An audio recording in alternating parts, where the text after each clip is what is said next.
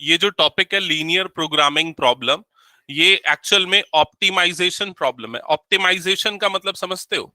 Optimisation मतलब कैसे हम वैल्यूज को सेलेक्ट करें कि हमारा आउटपुट सबसे बेस्ट हो, चाहे वो मैक्सिमम हो या फिर वो मिनिमम हो। इसको बोलते हैं ऑप्टिमाइजेशन प्रॉब्लम।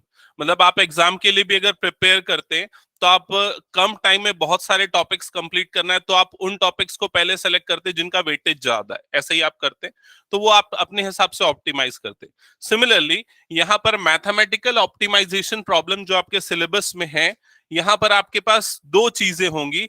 पहला तो ऑब्जेक्टिव फंक्शन, जिसको हमेशा यूजुअली हम z के फॉर्म में रिप्रेजेंट करेंगे। तो ये आपको जो दिख रहा है ऑप्टिमाइजेशन फंक्शन है या ऑब्जेक्टिव फंक्शन है, जिसको या तो आपको मैक्सिमाइज करना होगा या फिर मिनिमाइज करना होगा या फिर दोनों करना होगा। ठीक है, तो अभी मैंने क्वेश्चन लिया है, इसमें आपको सॉल्व करना है लीनियर प्रोग्रामिंग प्रॉब्लम को ग्राफिकली, मतलब ग्राफ प्लॉट करके, और ये आपका ऑब्जेक्टिव फंक्शन है। इसकी आपको मैक्सिमम और मिनिमम वैल्यू निकालनी है। क्या निकालनी है? मैक्सिमम और मिनिमम वैल्यू। क्लियर ये चीज? और यहां पर सब्जेक्ट टू द कंस्ट्रेंट्स है। कंस्ट्रेंट्स मतलब लिमिटेशंस है। जैसे कि अगर आप एग्जाम के लिए प्रिपेयर करते हैं, आपकी भी कुछ लिमिटेशन है, आपके पास टाइम लिमिटेड है, आपको इतने घंटे सोना है, इतने घंटे फ्रेश होने रेडी होने के लिए चाहिए, तो वो सारे कंस्ट्रेंट्स आप काट के चलते। उसी तरीके से ये आपके कंस्ट्रेंट्स है। मतलब एक्स और वाई दोनों की वैल्यू ग्रेटर देन और इक्वल टू 0 होनी चाहिए, मतलब दोनों पॉजिटिव होनी चाहिए। x प्लस वाई की वैल्यू लेस देन और इक्वल्स टू 50 होनी चाहिए। 3x प्लस वाई की वैल्यू लेस देन और इक्वल्स टू 90 होनी चाहिए। तो ये तीन कंस्ट्रेंट्स या चार कंस्ट्रेंट्स है आपके। क्लियर? तो इन कंस्ट्रेंट्स को ध्यान में रखते हुए हमें इसकी मैक्सिमम या मिनिमम वैल्यू फाइंड आउट करनी है। ठीक है, तो सबसे पहला स्टेप जो होता है, क्या होता है, ये जो इनइक्वालिटीज है, दे आर कॉल्ड इनइक्वालिटीज। हम इनइक्वालिटी का ग्राफिकल सॉल्यूशन देखते हैं। ठीक है, जैसे हमने क्लास 11th में पढ़ा था, अप्लाइड वाले बच्चों को मैंने पिछले क्लास में बताया था कि हम ग्राफ बना के शेडेड रीजन कैसे निकालते हैं। नहीं पता तो मैं एकदम फिर से यहाँ बता रहा हूँ, बेसिक से एक बार ध्यान से समझना। जैसे फर्स्ट वाली इनइक्वालिटी है, इसका अगर सॉल्यूशन चाहिए तो हम क्या करेंगे, x plus y is equals to, ये लेस देन और इक्वल्स टू 50 है ना अभी, तो हम उसको सबसे पहले क्या लिख देंगे, x plus y is equals to 50 लिख देंगे, मतलब उसको इक्वेशन में बदल देंगे। क्लियर ये चीज? फिर उसके बाद हम इस इक्वेशन का, ये एक्चुअल में एक लाइन की इक्वेशन है, हम इस इक्वेशन का ग्राफ प्लॉट करेंगे। ठीक है, अब ग्राफ प्लॉट करते समय हमको ये ध्यान में रखना है कि देखो ये वाली जो कंडीशन दी हुई है, इनइक्वालिटी दी हुई है, इसका मतलब क्या है, एक्स और वाई दोनों 0 से बड़े हैं, मतलब दोनों क्या है, पॉजिटिव है। और एक्स और वाई दोनों कौन से क्वाड्रेंट में पॉजिटिव होते हैं? फर्स्ट क्वाड्रेंट में पॉजिटिव होते हैं। इसका मतलब जो हमारा ग्राफ बनेगा वो सिर्फ और सिर्फ फर्स्ट क्वाड्रेंट पे फोकस्ड होगा। तो ये हो गया एक्स एक्सिस, ये हो गया वाई एक्सिस, और मैंने बाकी second, third, fourth quadrants draw नहीं किए हैं क्योंकि हमारा पूरा ग्राफ फर्स्ट क्वाड्रेंट के रीजन में होगा, इसलिए। क्लियर ये चीज? अब ये वाली लाइन का ग्राफ ड्रॉ करते हैं। तो इसका ग्राफ प्लॉट करने के लिए हमको क्या चाहिए, पॉइंट्स चाहिए, एक्स और वाई की वैल्यूज चाहिए। तो इस तरह से हम टेबल बनाते थे, जैसे क्लास 9th में करते थे, ये एक्स हो गया, ये वाई हो गया, और उसके बाद हम एक्स की वैल्यू पुट करके वाई निकालते थे। तो सबसे अच्छा है एक्स 0 रख दो। एक्स 0 रखेंगे तो वाई की वैल्यू क्या आ जाएगी, 50, और उसके बाद दूसरा y 0 रख दो तो x की वैल्यू क्या आ जाएगी, 50, ऐसे ही आएगी। तो इन पॉइंट्स को ग्राफ में लोकेट करना बड़ा आसान होता है। जैसे कि 0,50, ये वाला पॉइंट कहां पर आएगा, y एक्सिस में। y एक्सिस में एग्जैक्टली कहां पर आएगा, यहां पर। तो ये वाला पॉइंट हो गया 0,50। क्लियर ये चीज? अगला जो पॉइंट है वो क्या है, 50,0, ये वाला पॉइंट कहां पर आएगा, x एक्सिस में। तो यहां पर आ गया ये वाला पॉइंट 50,0। क्लियर ये चीज? अब दोनों पॉइंट्स को ज्वाइन करते हुए लाइन ड्रॉ कर दो। तो इस तरह से हमने दोनों पॉइंट्स को ज्वाइन करते हुए ये लाइन ड्रॉ कर दी। क्लियर ये चीज? ओके, यहां तक क्लियर है सबको? ऑनलाइन वाले बच्चे भी एक्नॉलेज करना, अगर कुछ डाउट होगा तो पूछना। ठीक है, ये हो गया। अभी हमने क्या किया, अभी हमने ये वाली लाइन का ग्राफ प्लॉट किया। ठीक है, अब हमको इस इनइक्वालिटी का सॉल्यूशन चाहिए। तो इसका सॉल्यूशन जो होगा, ध्यान से समझना, यहीं पर सबसे बड़ा ट्विस्ट आता है, बच्चे कंफ्यूज होते हैं। इस इनइक्वालिटी का जो सॉल्यूशन होगा वो एक्चुअल में लाइन के नीचे होगा या लाइन के ऊपर होगा। ठीक है, जब इक्वेशन होती है तो इक्वेशन का सॉल्यूशन जो होता है, सॉल्यूशन का मतलब क्या होता है, एक्स और वाई की वैल्यू। तो ये इक्वेशन का सॉल्यूशन जो होता है वो आपको पॉइंट्स मिलते हैं, जैसे x0 रखा y50 तो एक पॉइंट, इस तरह से बहुत सारे पॉइंट मिलेंगे, तो हर वो पॉइंट जो इस लाइन में आएंगे वो इस इक्वेशन का सॉल्यूशन होगा। क्लियर ये चीज? लेकिन इनइक्वालिटी का सॉल्यूशन क्या होता है, हर वो पॉइंट वो या तो नीचे की तरफ आए या तो ऊपर की तरफ आए, मतलब वो पूरा रीजन जो है वो सॉल्यूशन कहलाता है। क्लियर ये चीज? तो यहां पर कौन सा रीजन सॉल्यूशन है, नीचे वाला या ऊपर वाला, ये यस ये चेक करने के लिए हम क्या करते हैं, हम कोई भी एक पॉइंट सेलेक्ट करते हैं। यूजुअली 0 0 मैं ले लेता हूं, लेकिन 0 0 तब नहीं लेना चाहिए जब ये लाइन जो है 0 0 से पास हो रही हो। अभी ये लाइन 0 0 से पास नहीं हो रही है, तो हम 0 0 को इस इनइक्वालिटी में पुट करेंगे मतलब x की जगह 0 डालेंगे और y की जगह 0 डालेंगे। तो जब मैं ऐसा डालूंगा तो 0 + 0 लेस देन और इक्वल्स टू 50, मतलब 0 50 से छोटा होता है। क्या ये ट्रू है इनइक्वालिटी? यस ये ट्रू है। इसका मतलब ये वाला जो रीजन है वो उसका सॉल्यूशन रीजन होगा। किसका? इस इनइक्वालिटी का सॉल्यूशन रीजन होगा, और उस पूरे रीजन को मैं यहां पर शेड कर दूंगा। लेकिन ये ध्यान में रखते हुए कि शेडिंग करते समय मुझे सेकंड या थर्ड या फोर्थ क्वाड्रेंट में नहीं जाना है, सिर्फ फर्स्ट क्वाड्रेंट में, क्योंकि ये वाली इनइक्वालिटी भी ट्रू होनी चाहिए। क्या ये समझ में आया सभी को? तो हमने अभी तक देखा जाए तो ये दो इनइक्वालिटी और ये तीन इनइक्वालिटी को मिला के जो रीजन आ रहा है वो हमने शेड कर दिया। क्लियर? अब आते हैं इस वाले पार्ट पे, इस इनइक्वालिटी पे। तो इसका भी सॉल्यूशन निकालना है, तो सेम प्रोसेस जो यहां पर हमने यूज किया था इसके लिए भी करते हैं। सबसे पहले हम क्या करेंगे, उसको इक्वेशन में बना देंगे। तो ये क्या हो जाएगा, 3x + y = 90 हो जाएगा। अब इसके पॉइंट्स निकालेंगे, तो यहां पर ये हो गया x, ये हो गया y। ठीक है, तो सबसे पहले x की जगह 0 डालो, y की वैल्यू क्या आ जाएगी, 90।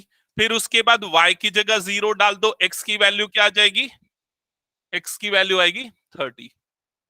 ठीक है, ये हुई x की वैल्यू 30। यहां तक क्लियर सबको? अब इन पॉइंट्स को लोकेट करो ग्राफ में।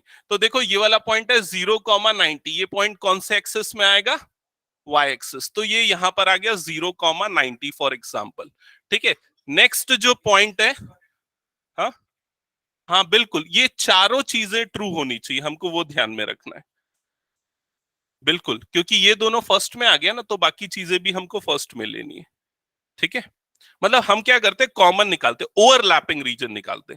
एक बार मैं इसको ड्रॉ करता हूं फिर उसके बाद क्लियर करता हूं। ठीक है, तो यहां पर नेक्स्ट जो है 30,0, ये वाला पॉइंट कहां पर आएगा, इस जगह पे आएगा 30,0। ठीक है, और उसके दोनों को ज्वाइन करते हुए इस तरह से हमने लाइन ड्रॉ कर दी।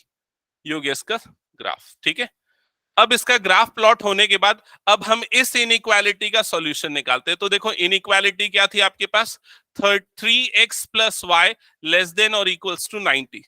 फिर से हम कोई भी एक पॉइंट सेलेक्ट करते हैं।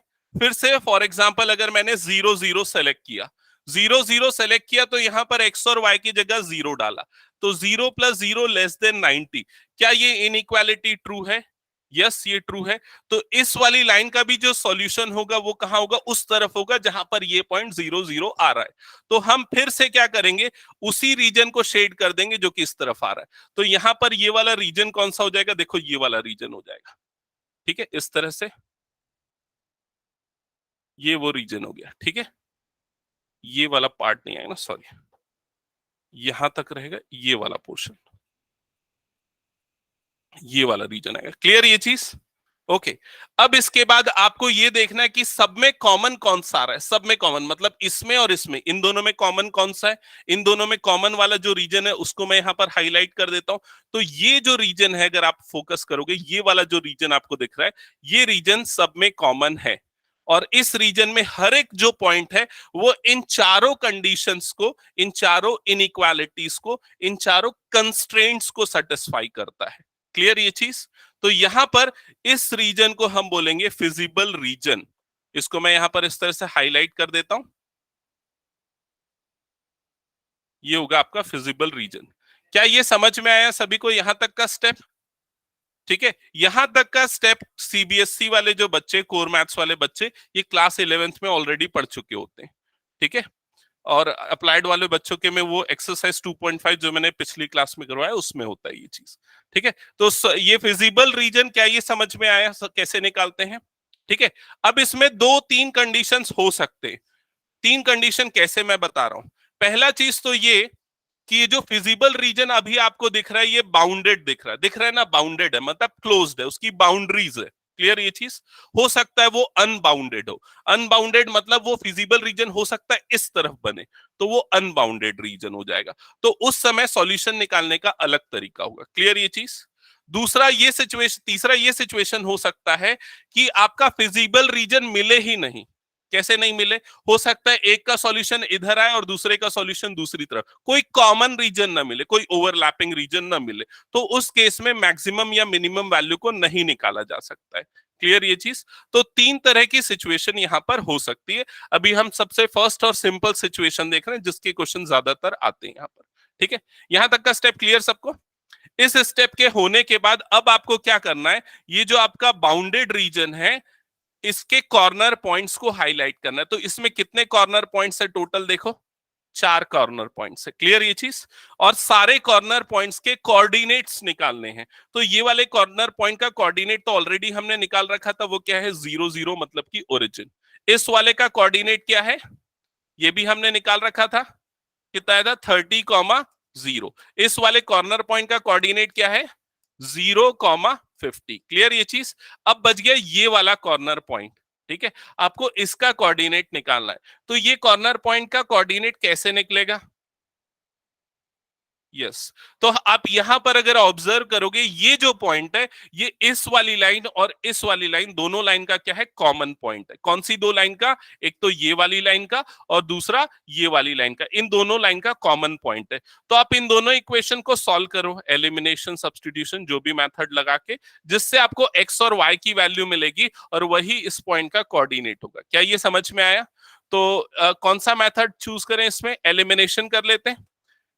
इसको मैं इक्वेशन 1 ले लेता हूं, इसको मैं इक्वेशन 2 ले लेता हूं, दोनों को सब्सट्रैक्ट कर देते हैं, 2 माइनस 1 कर देते हैं। तो यहां पर क्या हो जाएगा 3x plus y is equals to 90। ये क्या हो जाएगा x plus y is equals to 50। दोनों सब्सट्रैक्ट होगा तो ये माइनस माइनस माइनस ये कट गया। 3x माइनस x क्या बचेगा यहाँ पर 2x। राइट साइड में 90 माइनस 50 मतलब क्या हो जाएगा 40, जिससे x की वैल्यू क्या आ जाएगी 20। मतलब इस पॉइंट का x कोऑर्डिनेट क्या होगा 20। ठीक है, अब 20 यहां पर पुट कर दो, फॉर एग्जांपल यहां पुट कर देते हैं इक्वेशन 1 में, तो y की वैल्यू क्या आएगी 30। मतलब उस पॉइंट का y कोऑर्डिनेट कितना आ जाएगा 30। क्लियर हुआ यहां तक का स्टेप? ठीक है, तो पहले तो फिजिबल रीजन निकालना, दूसरा स्टेप क्या है कॉर्नर पॉइंट्स निकालना। क्लियर यहां तक? अब थर्ड और लास्ट स्टेप पे आते हैं, जो कंक्लूजन स्टेप है पूरे इस पार्ट का। और उसमें आप क्या करोगे, एक टेबल बनाओगे और उस टेबल में सबसे पहले फर्स्ट कॉलम में लिखोगे कॉर्नर पॉइंट्स, कॉर्नर पॉइंट्स, और उसके बाद फिर लिखोगे z, मतलब कि आपका ऑब्जेक्टिव फंक्शन जिसको आपको मैक्सिमाइज या मिनिमाइज करना है। इसका रोल सबसे लास्ट में आता है, उसके पहले कोई काम नहीं रहता इसका। सबसे लास्ट में z की वैल्यू रखेंगे, वो क्या है 60x प्लस कितना है 15y, 15y ये हो गया। अब यहां पर हम क्या करेंगे कॉर्नर पॉइंट्स को एक एक करके लिखते। सबसे फर्स्ट कॉर्नर पॉइंट 0 0, आप इसकी मार्किंग भी कर सकते हो जैसे O A B C इस तरह से।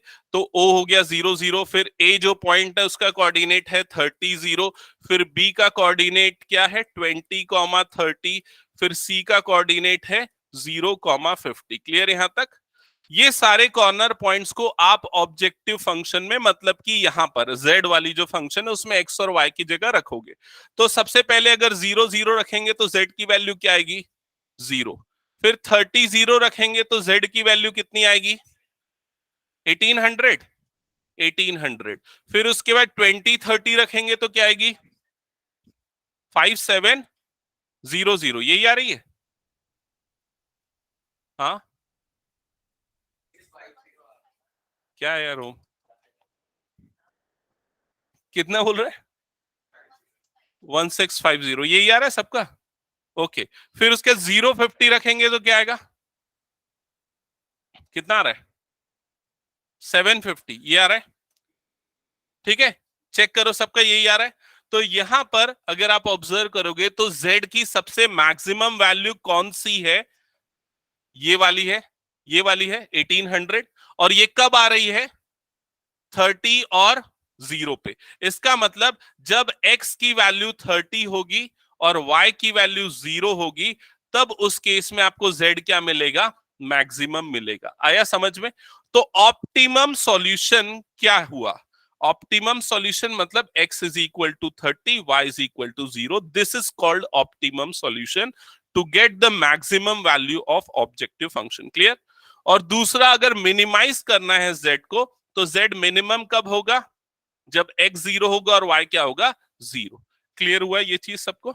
तो ये है एलपीपी, ठीक है, लीनियर प्रोग्रामिंग प्रॉब्लम। इसमें आपको टर्मिनोलॉजी के बेस्ड पे भी 1 मार्क के क्वेश्चन आ सकते हैं, तो आपको ध्यान में रखना पड़ेगा। जैसे कि ऑब्जेक्टिव फंक्शन क्या होते हैं, कंस्ट्रेंट्स क्या होते हैं, उसके बाद फिजिबल रीजन क्या होता है, ठीक है, ये सारी चीजें डेफिनेशन के बेस पे भी 1 मार्क के क्वेश्चन बन सकते हैं। तो ये हो गया सबका, सबने सॉल्व के लिए। ऑनलाइन वाले बच्चे एक बार एक्नॉलेज करो, हो गया? Anushree, Shaivi, Khyati, yes sir. Okay. Yes sir.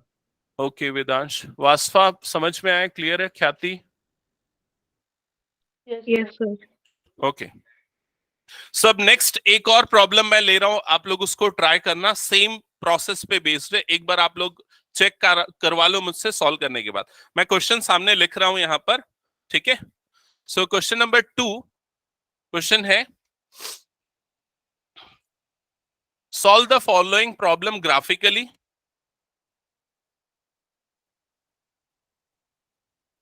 Solve the following problem graphically.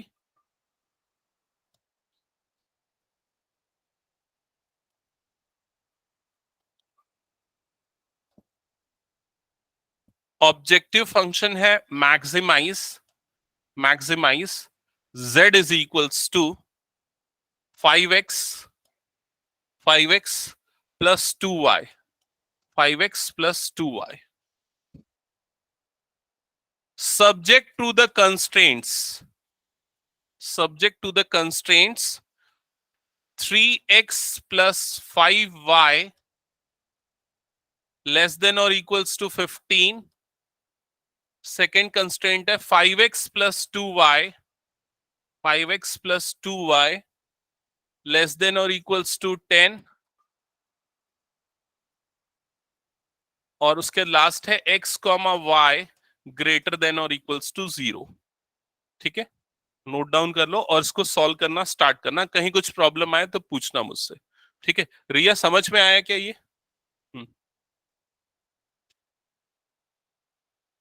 हाँ, क्या हुआ तन्मय?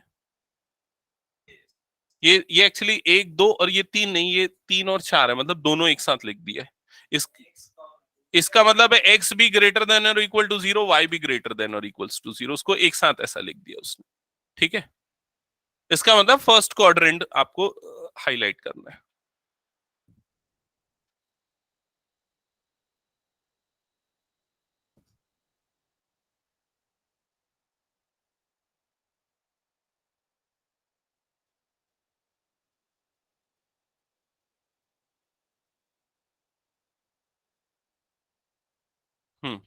सो स्टार्ट करना, अगर कहीं कुछ प्रॉब्लम आए तो पूछना।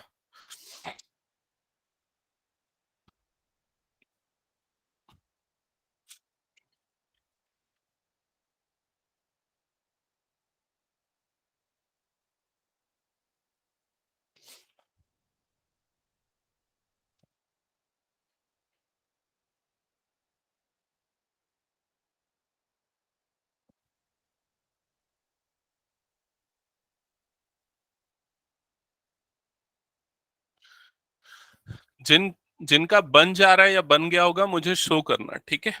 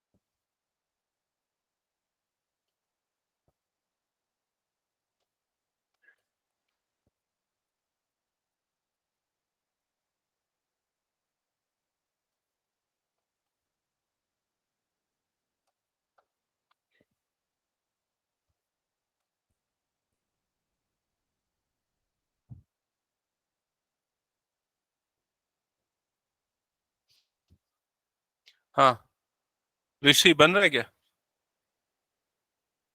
क्या हो?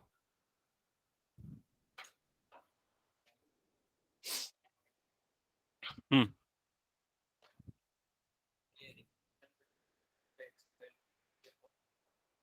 अच्छा, वो दोनों का कॉमन पॉइंट? नहीं, ऐसा कुछ जरूरी थोड़ी नहीं। हो सकता है फ्रैक्शन में वैल्यूज आ सकती हैं। 20/19 ही आ रहा है ना? हाँ, ठीक है। एक से।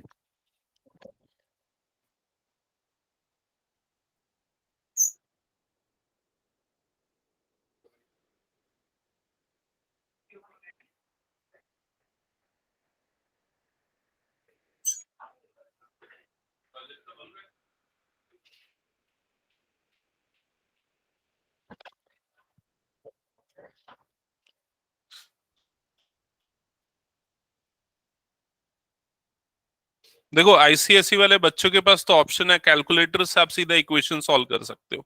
आपको कोऑर्डिनेट निकालने में ज्यादा दिक्कत नहीं है। हाँ? कैलकुलेटर में दिए रहते हैं ना फंक्शन, सीधा इक्वेशन सॉल्व करने का। उसको कैलकुलेटर से सॉल्व करना भी नहीं आता होगा ना?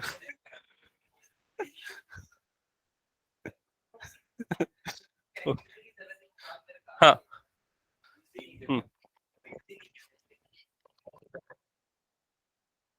ये वाला रीजन आ रहा है, कॉर्नर पॉइंट्स निकालो, इन दोनों की राइट को सॉल्व करो, ये जो इक्वेशन बनी दोनों सॉल्व करो, तो x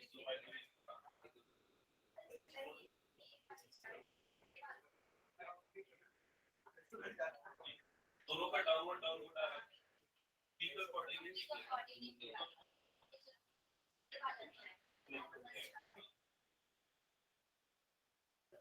हाँ, 45/29 क्या आ रहा है साधना? हाँ, 19 y। हाँ। हाँ, ये भी निकालना पड़ेगा ना। ये दोनों लाइन की इक्वेशन है ना, इक्वेशन कहाँ बना है? ये पहले की हो गई, ये दूसरे की हो गई। दोनों को सॉल्व कर। क्लास 10th में करते करते थे ना एलिमिनेशन मेथड, वो वही पॉइंट होगा। ठीक है।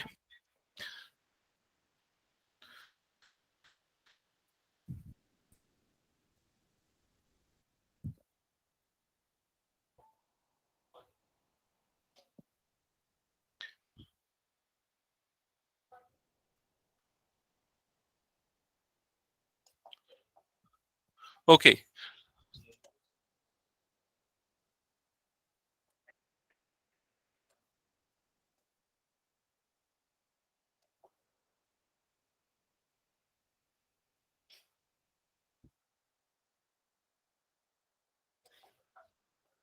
एनसीईआरटी का है कि?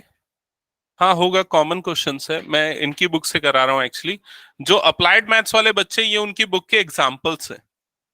एग्जाम्पल, एग्जाम्पल नंबर 5 अभी मैंने दिया। एग्जाम्पल 2 दिया है, ये वाला एग्जाम्पल 2 है।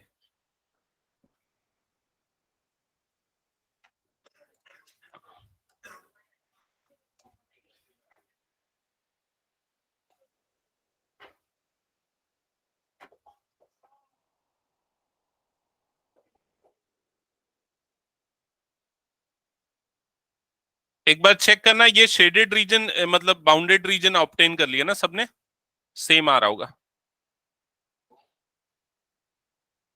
हो सकता है। तो पॉइंट ओ का कोऑर्डिनेट 0 0, पॉइंट ए का कोऑर्डिनेट, ये वाले पॉइंट का कोऑर्डिनेट क्या आया? 2,0। पॉइंट सी का कोऑर्डिनेट 0,3, और पॉइंट बी, ये दोनों की लाइन की इक्वेशन को सॉल्व करने से निकलेगा, वो क्या रहा है?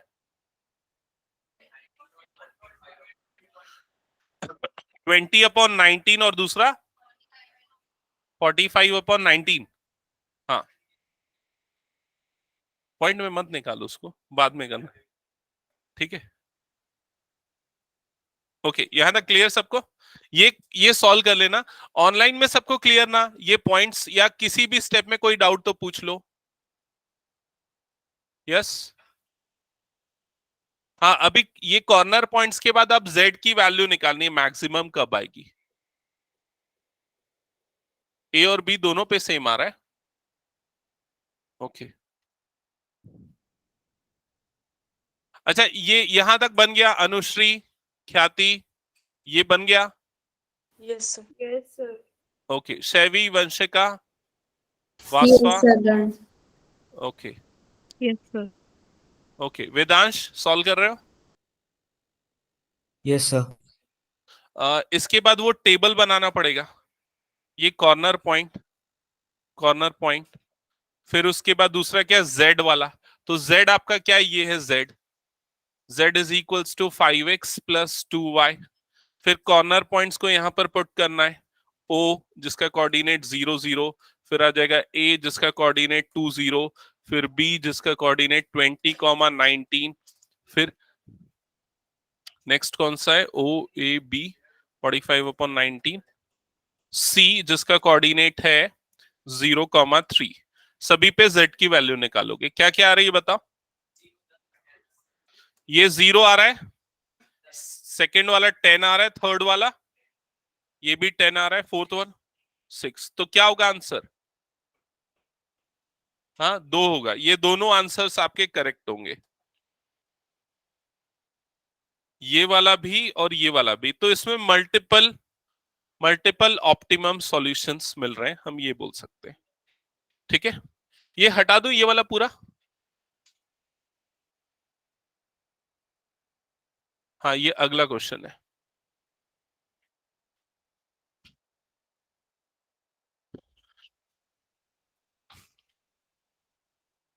क्वेश्चन नंबर 3, जिनका 2 हो गया वो थर्ड स्टार्ट करना।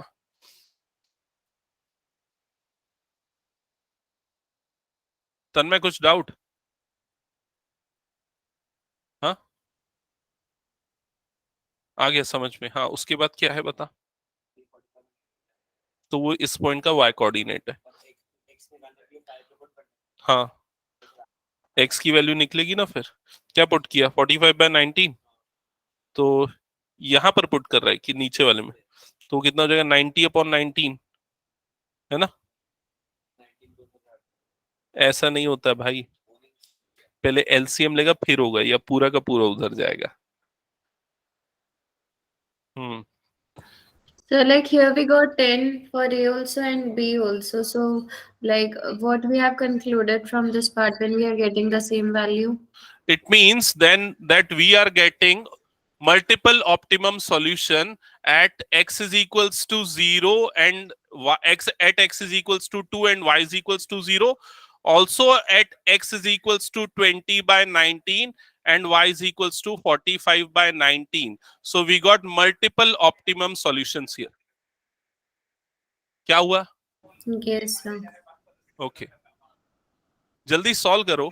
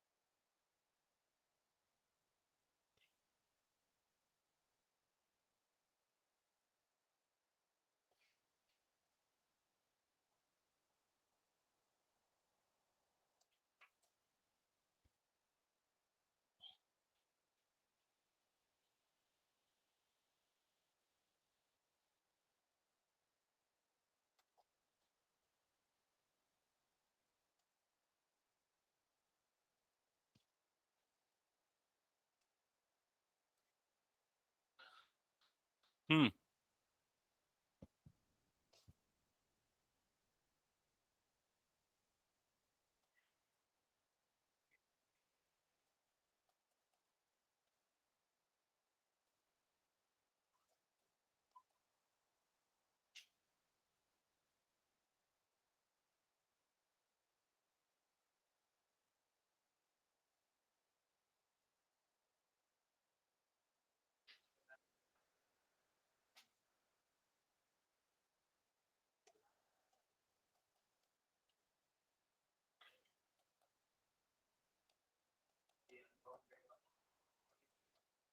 इसीलिए तो मैं अगला क्वेश्चन ऐसा दिया, हर क्वेश्चन एक ही जैसा थोड़ी दूंगा।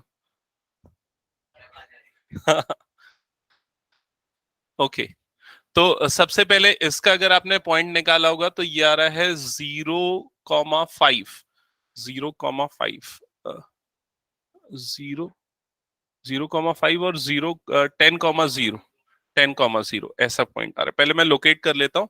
ये वाला पॉइंट है 0,5 और दूसरा पॉइंट है 10,0। अब आप इस लाइन की इक्वेशन लिखने के भी हैबिट डाल लो। जैसे हमने ये लाइन ड्रॉ की, तो कौन सी लाइन ड्रॉ की? ये वाली, नहीं तो फिर कंफ्यूजन हो जाता है कि किसकी कौन सी लाइन है। तो ये वाली लाइन थी x+2y इज इक्वल्स टू 10। ठीक है, अब नेक्स्ट वाली लाइन पे आते हैं, नेक्स्ट वाली लाइन पे आते हैं। तो नेक्स्ट वाली लाइन है ये x+y इज इक्वल्स टू 6, तो इसका आएगा 6,6। तो ये लाइन कुछ इस तरह से बनेगी। हम्म, ठीक है। इस वाले पॉइंट का कोऑर्डिनेट हो जाएगा 0,6, इस पॉइंट का कोऑर्डिनेट हो जाएगा 6,0। ठीक है, और ये हो जाएगा x+y is equals to 6। Okay, next third वाली जो, हाँ क्या, इनइक्वालिटी? नहीं तो जितनी है उतनी पूरी लगानी पड़ेगी हमको। ठीक है, ओके। x0 रखोगे तो y8, तो ये वाला पॉइंट आ जाएगा इधर पे 0,8। नेक्स्ट अगर y0 रखोगे तो x कितना आएगा? 2.8/3, 2.7। हाँ, एक सेकेंड,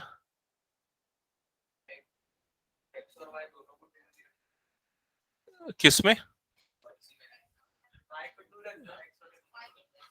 y2 x2, ठीक है वो आ जाएगा। लेकिन मैं एक्चुअली ये चाहता हूं कि ना वो x और y एक्सिस को कहाँ कट कर रहा है वो पता चले, तो ग्राफ अच्छा बनता है। समझ रहे हो ना?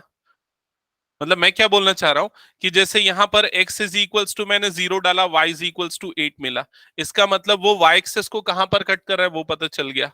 उसी तरीके से अगर मैं y इज इक्वल टू 0 डालूंगा तो x की वैल्यू कितनी आई? 8/3, मतलब 2.6। तो इससे ये पता चल जाएगा कि y एक्सिस को कहां कट कर रहा है, मतलब इस तरफ है या इस तरफ है या इस तरफ है, किस तरफ है। तो उससे क्या है, ज्यादा अच्छे से शेडेड रीजन मिलता है।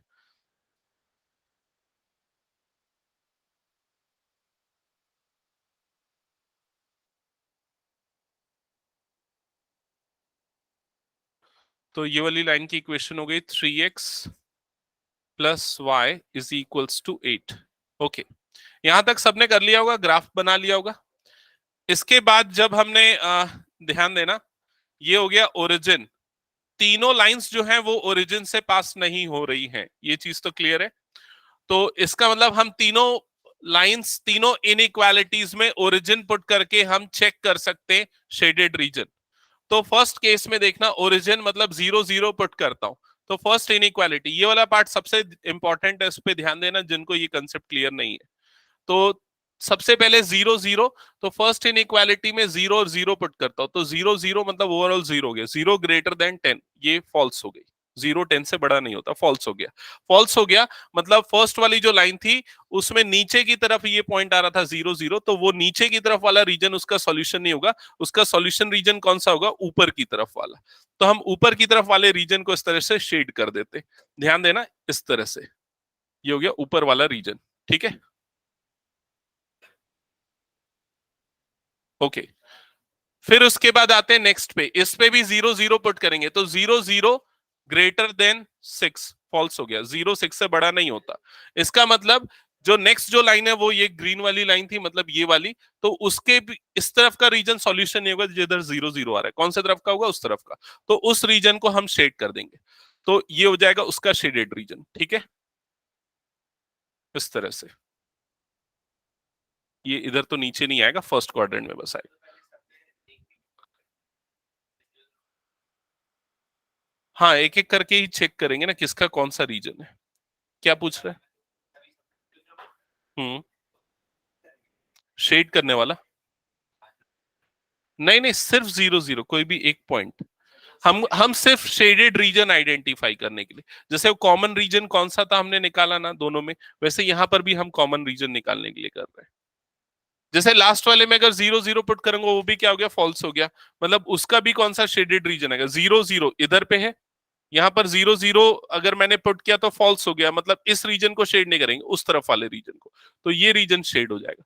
तो अगर ओवरऑल देखेंगे तो कौन सा कॉमन रीजन आ रहा है, कॉमन रीजन को जब आप लोग हाईलाइट करोगे तो वो कॉमन रीजन कुछ इस तरह का आएगा, यहां से यहां तक का, समझ में आ रहा है कि नहीं, ये पूरा कॉमन रीजन होगा आपका। ठीक है, बहुत ज्यादा वो हो गया कचरा एकदम ही।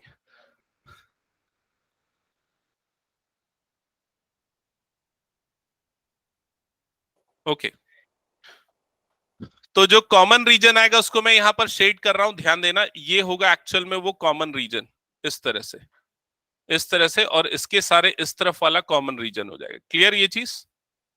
अब इन कॉमन रीजन में अगर आप देखोगे तो ये बाउंडेड रीजन नहीं आ रहा है, ये तो सबको मिल गया होगा, ये बाउंडेड नहीं है, ये क्या है, अनबाउंडेड।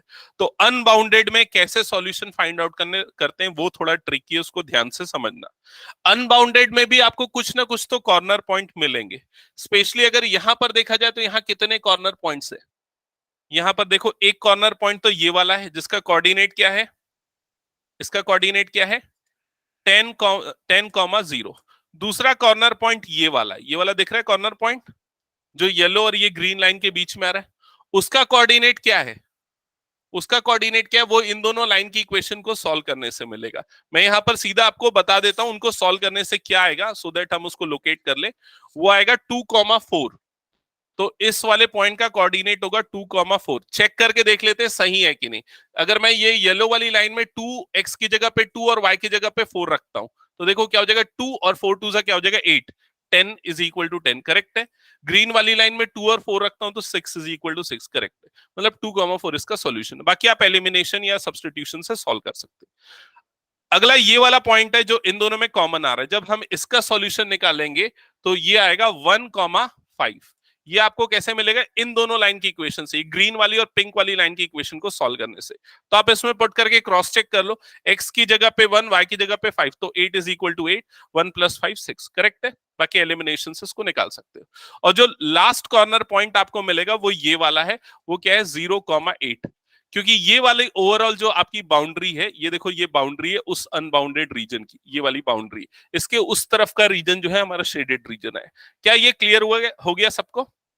ठीक है, अब इसमें आपको क्या निकालना है, ध्यान दो, इसमें मिनिमम निकालना है। ठीक है, इसके बाद नेक्स्ट स्टेप हम क्या करते हैं, वो टेबल बनाते हैं और कॉर्नर पॉइंट्स पुट करते हैं, यही स्टेप्स होता था। तो यहां पर हम फिर से वही स्टेप्स फॉलो करते हैं। सबसे पहले यहां पर लिख दिया मैंने कॉर्नर पॉइंट, और उसके बाद यहां पर लिख दिया z की वैल्यू। तो z जो हमारा फंक्शन है वो क्या है 3x + 5y, ठीक है। और कॉर्नर पॉइंट्स कोऑर्डिनेट है यहां पर 10 0, नेक्स्ट है 2 4, नेक्स्ट है 1 5, और उसके नेक्स्ट कौन सा है 0 8। तो एक एक करके पुट करते हैं यहां पर। 10 0 पुट करोगे तो क्या आएगा, चेक करो। 10 0 पुट करोगे तो z कितना आएगा 30। 2 4 पुट करोगे तो z कितना आएगा 2 3 6, 6 प्लस 26। और ये 1 5 पुट करोगे तो 28, 0 8 पुट करोगे तो 40, ये आएगा। क्लियर ये चीज, यहां तक सबको क्लियर? इसके ये वाला 26, ओके 26, यहां तक क्लियर सबको? अब इसके बाद ध्यान देना, अब हमको क्या निकालना था इसमें, मिनिमम। तो मिनिमम कौन से पे मिल रहा है, मिनिमम मिल रहा है ये वाले पे 2 4 वाले पे, ठीक है। ये हमारा मिनिमम आ रहा है, ठीक है। अगर ये बाउंडेड रीजन होता तो हमारा आंसर यहीं पर खत्म हो जाता, x is equal to 2, y is equal to 4, optimum solution है, यही खत्म हो जाता अगर ये बाउंडेड होता तो। लेकिन ये बाउंडेड नहीं है, बाउंडेड नहीं है मतलब इसका और कोई कॉर्नर पॉइंट अभी नहीं मिल रहा है, मतलब कंप्लीटली बाउंड नहीं हो रहा है। तो हो सकता है कि आगे कहीं पर कोई पॉइंट हो जिसपे इससे भी कम वैल्यू मिले। अभी मिनिमम वैल्यू क्या मिल रही है 26 मिल रही, हो सकता है इससे भी कम वैल्यू पॉसिबल होगी या नहीं भी होगी, दोनों पॉसिबल केसेस है।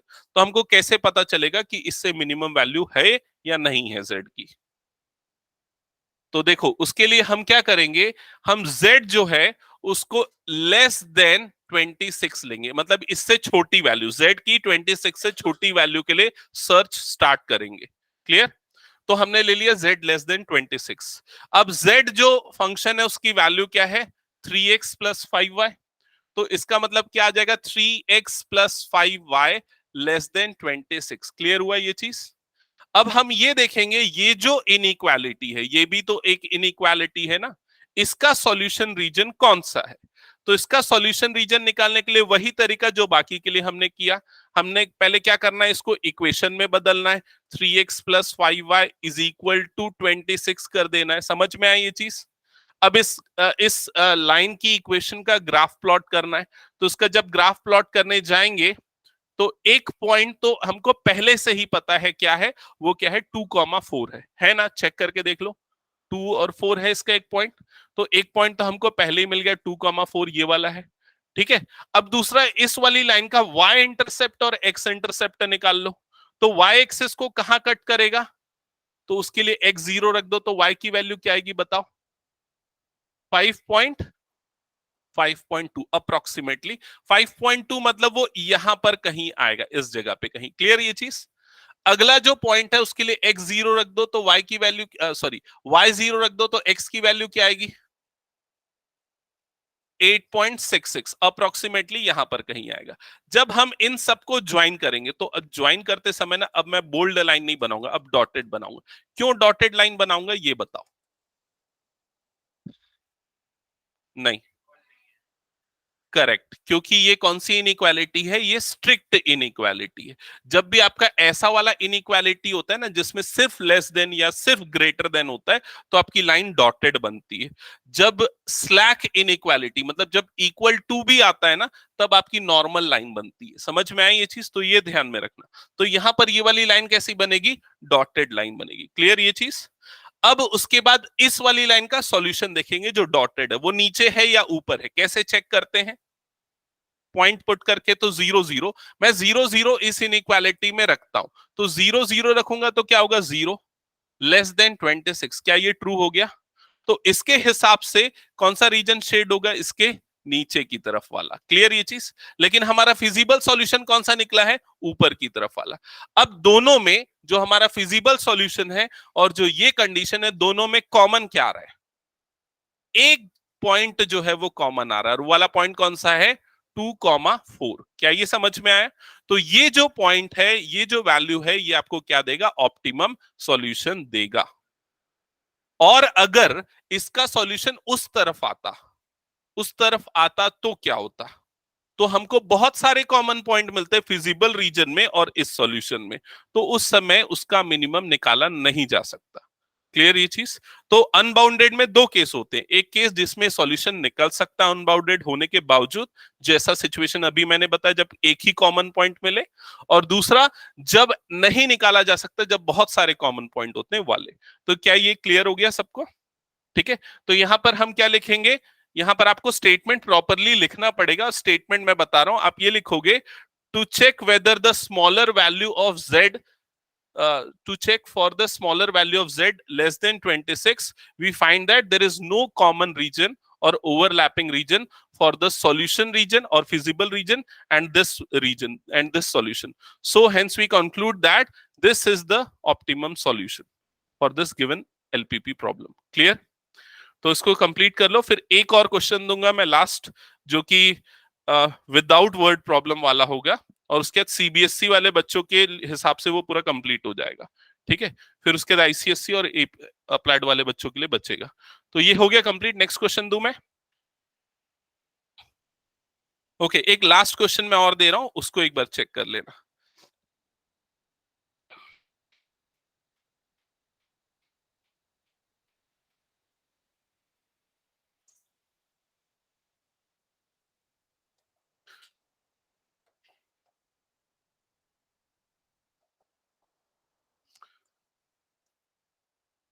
क्वेश्चन है, मैक्सिमाइज एंड मिनिमाइज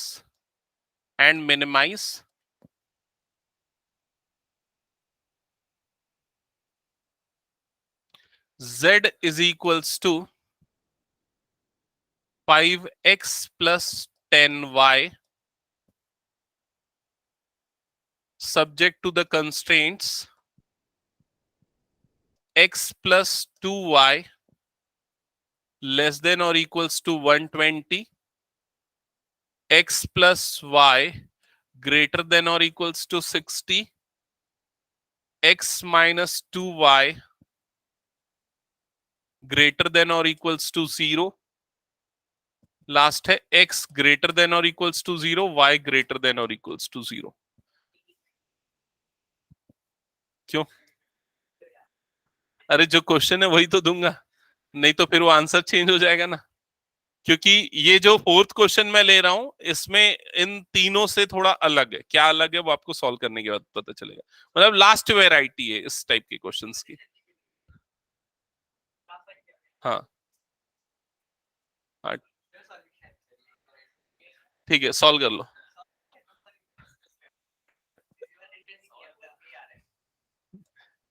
दिखा सॉल्यूशन कहाँ सॉल्व करके आ रहा है तन्मय।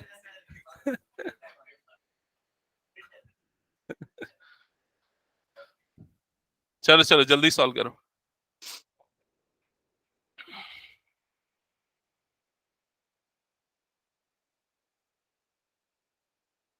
इसमें एक्चुअली दो अलग चीजें हैं। आप जब इनइक्वालिटी फाइंड आउट करोगे, सॉल्व करोगे तो आपको पता चलेगा। स्टार्ट करना उसको। एग्जैक्टली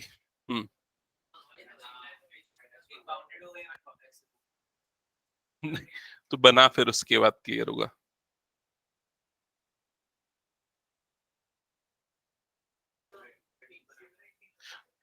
अच्छा तू ऐसे ही कैलकुलेट कर रहा है तो मुझे रीजन दिखा दे बस, ऐसा ड्रॉ करके, ठीक है? नहीं, गलत है, गलत है।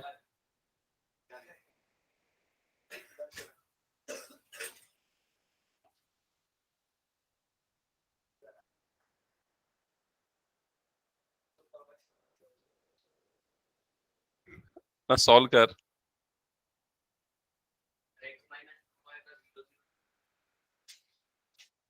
क्या x माइनस 2 आएगा? हाँ वो ओरिजिन से पास होगा मतलब।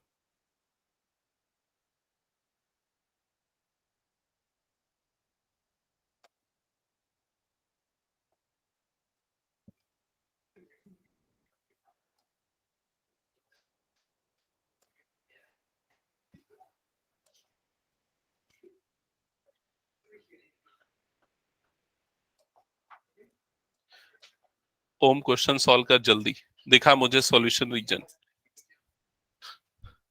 इस वाले लाइन के इंटरसेप्ट पॉइंट, एक्स इंटरसेप्ट कहां पर होगा? ये 120 और वाई इंटरसेप्ट कहां पर होगा? 60। तो इसको मैं डायरेक्टली यहीं से कर लेता हूं।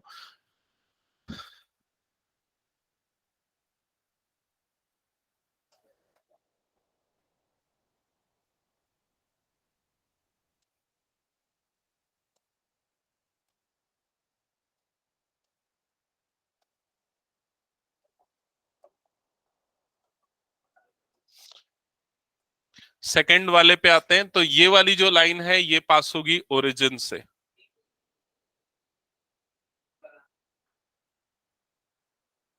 हाँ अच्छा मैंने थर्ड बना दिया क्या सीधा? ओके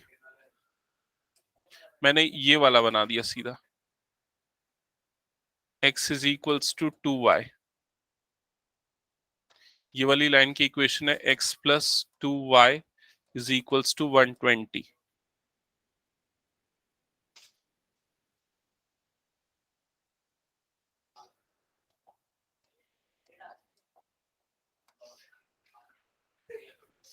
फिर उसके बाद इस वाले का प्लॉट कर लेते हैं। 60-60 कौन सा वाले का? निकाल लो ना, निकाल लो ना। मैंने ऐसे ही समझ लिया, एक तो 0-0 है, ठीक है, एक पॉइंट तो 0-0 आएगा। दूसरा अगर y इज इक्वल टू 1 रखेगा तो x2 आएगा। तो ये देख मैंने x2 ले लिया, y1 ले लिया, अंदाजे से कर लिया, ठीक है।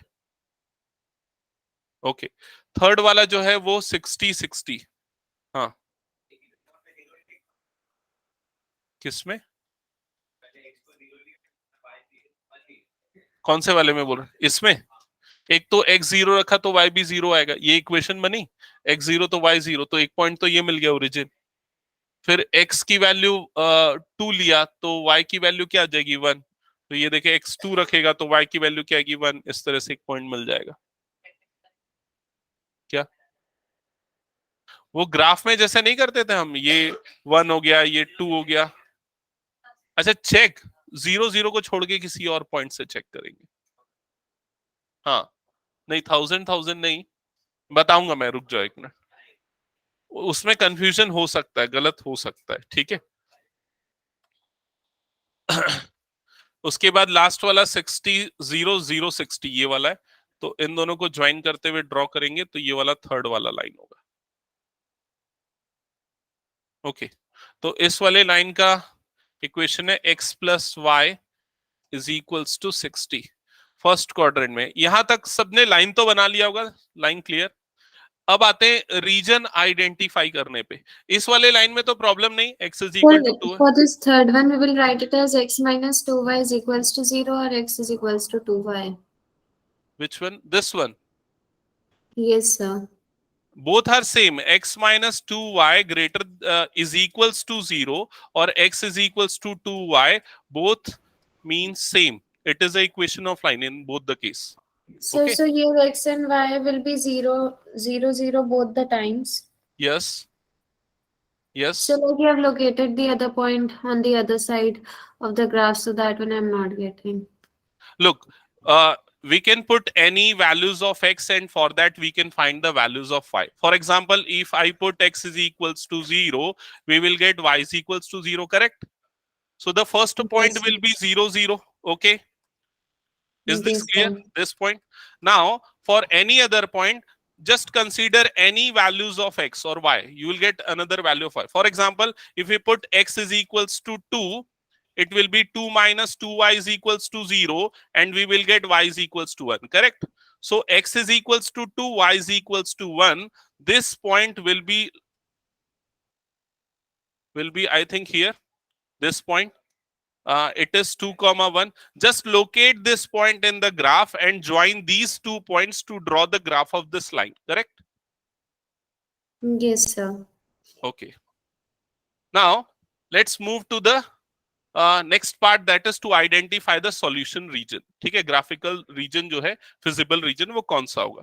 तो उसके लिए क्या करेंगे, inequality test करेंगे। सामने ध्यान दो। सबसे फर्स्ट वाले के लिए आते हैं ग्रीन वाली लाइन के लिए। तो यहां पर ये ग्रीन वाली जो लाइन है, देखो ये वाली लाइन है, ठीक है। ये ओरिजिन से पास नहीं हो रही, तो हम ओरिजिन को पुट करके टेस्ट कर सकते हैं। तो अगर इसमें 0 0 पुट करता हूं तो 0 लेस देन 120 ट्रू हुआ। ट्रू हुआ मतलब इसका सॉल्यूशन रीजन कहां पर आएगा, इस तरफ आएगा। क्लियर ये चीज, ये हो गया इसका solution region. Okay, second part पे आते हैं, इस वाले पार्ट पे, x plus y greater than 60। तो यहां पर 0 0 पुट किया तो क्या हो जाएगा, 0 ग्रेटर देन 60। ये क्या हो गया, फॉल्स हो गया। फॉल्स हो गया मतलब कि ये जो पिंक वाली लाइन है, इसका सॉल्यूशन रीजन कौन सा, कहां होगा, अपवर्ड। ठीक है, तो यहां सिर्फ मैं कॉमन पार्ट को हाईलाइट करता हूं। तो दोनों का कॉमन पार्ट देखो यहां पर आ रहा है। क्या ये स्टेप क्लियर यहां तक सभी को? ठीक है, फिर उसके बाद लास्ट पार्ट पे आते हैं, इस वाले पार्ट पे आते हैं। ठीक है, इस वाले पार्ट पे x minus 2y greater than 0। अब इस वाले पार्ट में अगर इसका सॉल्यूशन रीजन निकालना है तो हम 0 0 पुट नहीं कर सकते। क्यों नहीं पुट कर सकते? क्योंकि ये पॉइंट जो है इस लाइन की इक्वेशन में आ रहा है, तो वो आपको सॉल्यूशन रीजन नहीं दे पाएगा। जब भी हम इनइक्वालिटी टेस्ट करते तो उस लाइन के या तो ऊपर की तरफ या नीचे की तरफ के पॉइंट को सेलेक्ट करते।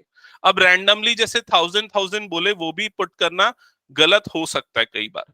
ठीक है, तो इससे बेटर ये है कि आप ऐसा पॉइंट लो जो या तो एक्स एक्सिस में है या फिर वाई एक्सिस में, जिससे आप श्योर हो जाओ कि कौन से रीजन को आप ले रहे हो, लेफ्ट वाले को कि राइट वाले को। अब जैसे अगर तुमने बोला 1000 तो वो इधर आएगा कि इधर आएगा, कैसे पता?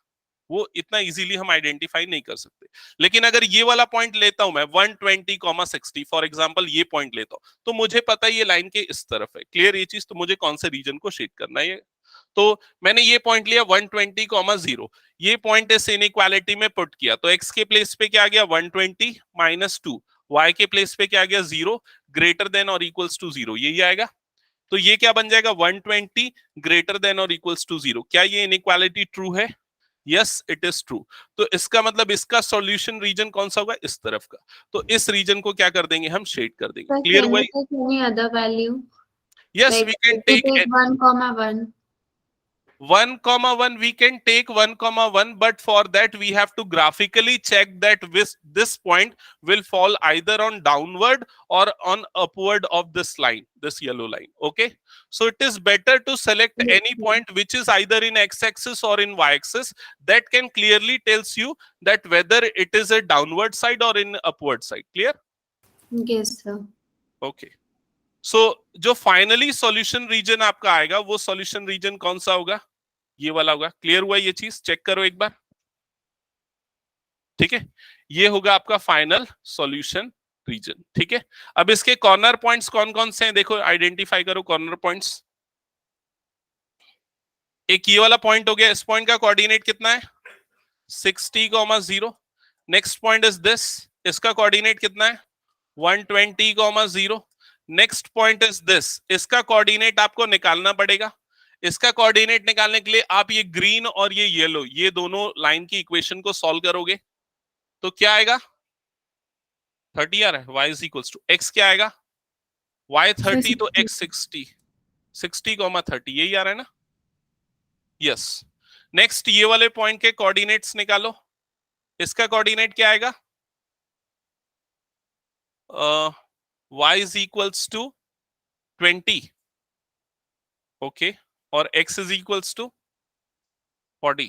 चेक करना ये 40,20, हाँ करेक्ट है, ये मिल गया। अब चारों कॉर्नर पॉइंट्स को किस में पुट करेंगे, z में, वो टेबल बना के, और मैक्सिमम और मिनिमम वैल्यू निकाल लेंगे। क्लियर हुआ ये चीज? ठीक है, कंप्लीट करो इस क्वेश्चन को।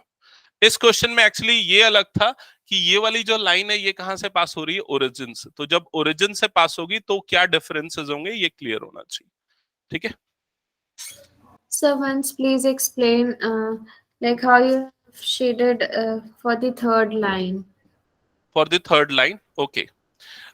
Actually for the third line, this yellow line, I have selected any point either on downside or upside from this line. So I have taken this point, that is 120,0, correct? I Yes. put the values of x and y, x is equals to 120 and y is equals to 0 in this inequality. The inequality corresponds to this line, correct? So when we put x is equals to 120, it will be 120 minus 2 into 0, greater than or equals to 0, correct? So it means 120 greater than or equals to 0. This inequality is true. It means this side of the region is the solution region for this inequality. Hence, I shaded this region. Now, we find the common region for all three inequalities. Okay. So, for the green one, it is downside. For the pink one, it is upside. For this one, it is like this, downside. So, this is the Yes, sir. common region. Correct? Got this? Yes, sir, understood. Okay. Okay.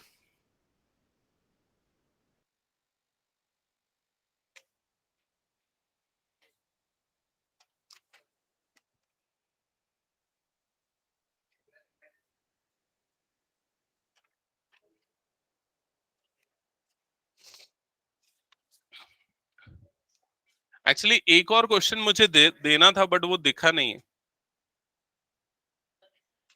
हाँ, दो जगह maximum आ रहा है, किस किस पे किस पे?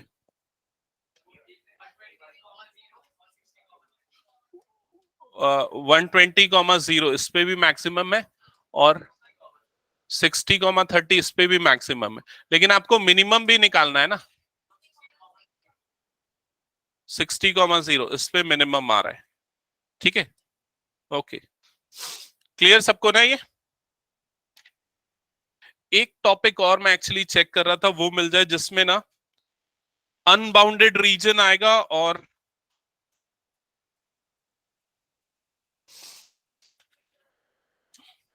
हाँ, एनसीईआरटी में कौन से पेज नंबर पे? 512।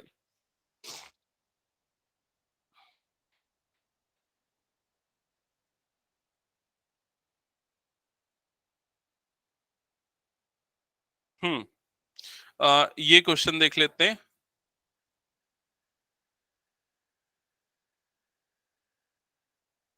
So at the end, what we have to write? So we will write that the answer will be like this. X is equals to 60, y is equals to 30, and x is equals to 120, y is equals to 0 are the optimum solution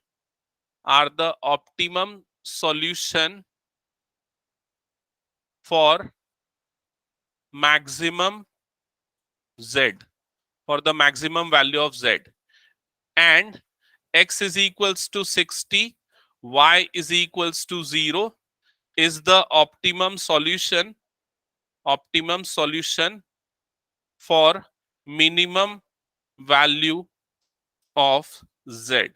This will be the final answer. Okay. Next question मैं Yes, दे रहा हूं, यहां पर ध्यान देना. ये हटा दो ना. ओके. नेक्स्ट क्वेश्चन ये थोड़ा सा और अलग है, प्रीवियस क्वेश्चन से चेक करना एक बार. सो क्वेश्चन है वही, determine graphically minimum value of z that is equals to minus 50x plus 20y subject to the constraints 2x minus y greater than or equals to minus 5, 3x plus y greater than or equals to 3, 2x minus 3y less than or equals to 120, x comma y greater than or equals to 0. ठीक है, चलो जल्दी solve करो इसको. आजा ओम, आजा board में आके सॉल्व कर. चल, तो अगर फोन यूज करना है तो फिर यहाँ सामने खड़े होकर सॉल्व करवाऊंगा फिर मैं. हाँ तो जल्दी सॉल्व करो नोटबुक में, ठीक से नहीं कर रहे हो प्रॉपरली. गलत लिखा है क्या मैंने कुछ क्वेश्चन? अच्छा ये 12 है. ओके.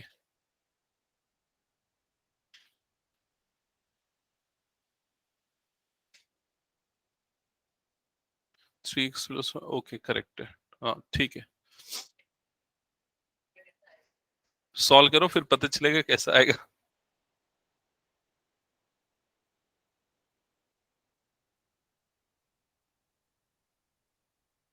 हाँ तो x कोऑर्डिनेट 4, y कोऑर्डिनेट 5, 4,5 खत्म.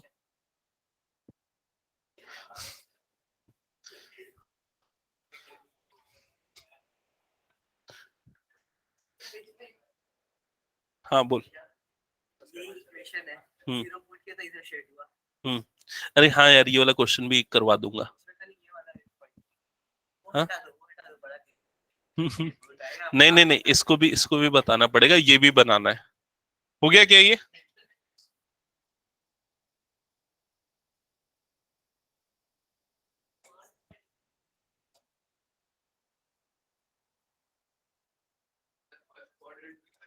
हाँ क्योंकि ये वाली कंडीशन है, मतलब फर्स्ट क्वाड्रेंट.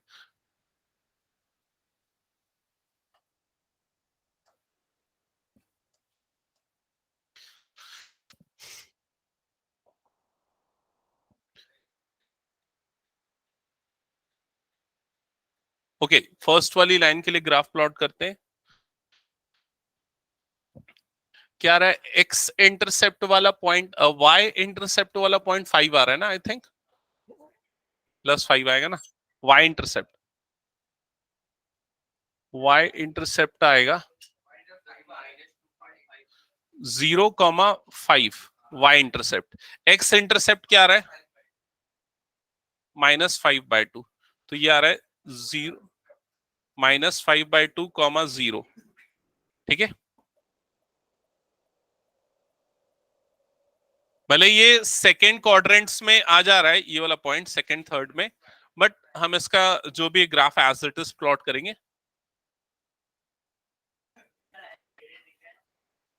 हाँ हाँ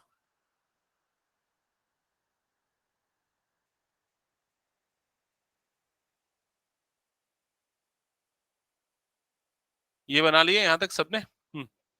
सेकेंड वाली लाइन पे आते हैं। सेकेंड वाली लाइन ये है, जल्दी, तुम दोनों यार बहुत बदमाशी करते हो।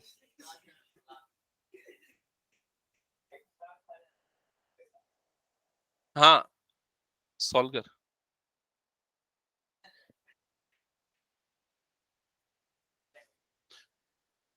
x is equals to 0, y is equals to 3, तो 0 x0 y3, यहां पर आएगा 0 3, ठीक है। और दूसरा कौन सा है, y is equals to 0, x is equals to 1, यहां पर आएगा। ये 2 पॉइंट्स मिले।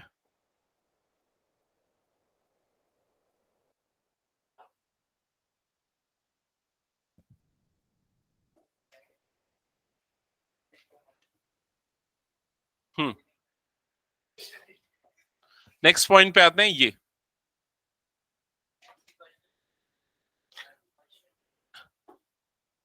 y is equals to 0, x is equals to 6, मतलब यहां पर आएगा ये वाला पॉइंट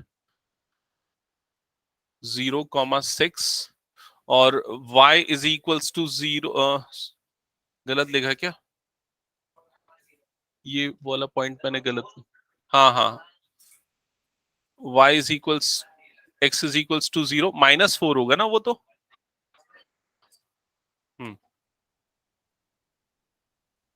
-4, ये वाला पॉइंट यहां पर आएगा कहीं। कौस्तुभ के घर से कॉल आ रहा है, बात कर ले।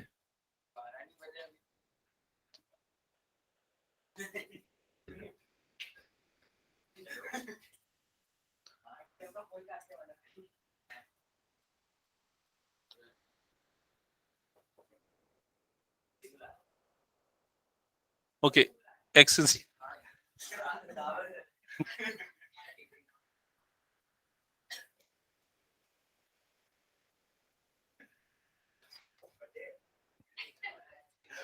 हो गया, ओके।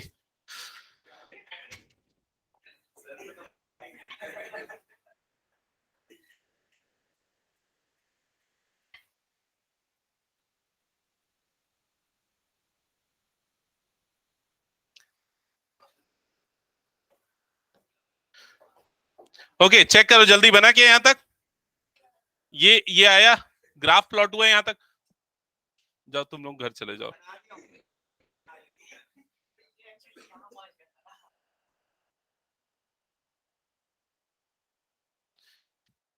ठीक है, सो ये बन गया। अब देखते हैं सॉल्यूशन रीजन कौन कौन सा होगा हर एक इंडिविजुअल लाइंस के लिए, ठीक है, इनइक्वालिटीज के लिए। तो फर्स्ट वाली इनइक्वालिटी पे टेस्ट करते हैं सॉल्यूशन रीजन। फर्स्ट इनइक्वालिटी ध्यान देना, 2x minus y greater than और इक्वल्स टू -5, ठीक है। सामने ध्यान, यहां पर सबसे ज्यादा इंपॉर्टेंट पॉइंट ये, सबसे पहले हमने लिया 0,0, यहां पर पुट किया 0,0, तो क्या है, कौन सा रीजन आएगा, 0,0, 0 ग्रेटर देन -5, ट्रू या फॉल्स, ट्रू है, मतलब इसका सॉल्यूशन रीजन कहां पर होगा, इस तरफ होगा, क्लियर ये चीज। लेकिन इस तरफ में हमको ये ध्यान में रखना है कि हमको सिर्फ और सिर्फ फर्स्ट क्वाड्रेंट वाले रीजन को लेना है, तो इसलिए मैं इस रीजन को हाईलाइट कर रहा हूं, ये वाला रीजन, ठीक है, इस तरह से, ओके। इसके बाद आते हैं नेक्स्ट वाले पे, नेक्स्ट वाला मतलब ये वाला पार्ट आ गया, ठीक है। 3x plus y greater then 3, तो यहां पर फिर से ये वाली लाइन कौन सी है, ये वाली लाइन हमने ये ली थी, ये वाला रीजन ओरिजिन पुट करते हैं 0 0 0 0 पुट करेंगे तो 0 ग्रेटर देन 3, ट्रू है क्या, नहीं है, फॉल्स। फॉल्स मतलब इस रीजन को शेड नहीं करेंगे, इस रीजन को, तो इसका सॉल्यूशन रीजन कहां पर आएगा, इधर अपवर्ड में, क्लियर ये चीज, फर्स्ट क्वाड्रेंट में। फिर आते हैं ये पिंक वाली लाइन के लिए, इस वाली लाइन पे अगर 0 0 पुट करेंगे तो 0 इज लेस देन 12, ट्रू हुआ, ट्रू हुआ मतलब कौन सा रीजन शेड होगा, इस तरफ का, तो इसका सॉल्यूशन रीजन कौन सा होगा, ये वाला, क्लियर। तो अगर ओवरऑल जो सॉल्यूशन रीजन आप चेक करोगे सभी को मिला के, तो वो सॉल्यूशन रीजन जो आएगा उसको यहां पर मैं हाईलाइट कर देता हूं, वो सॉल्यूशन रीजन इस तरह का कुछ होगा,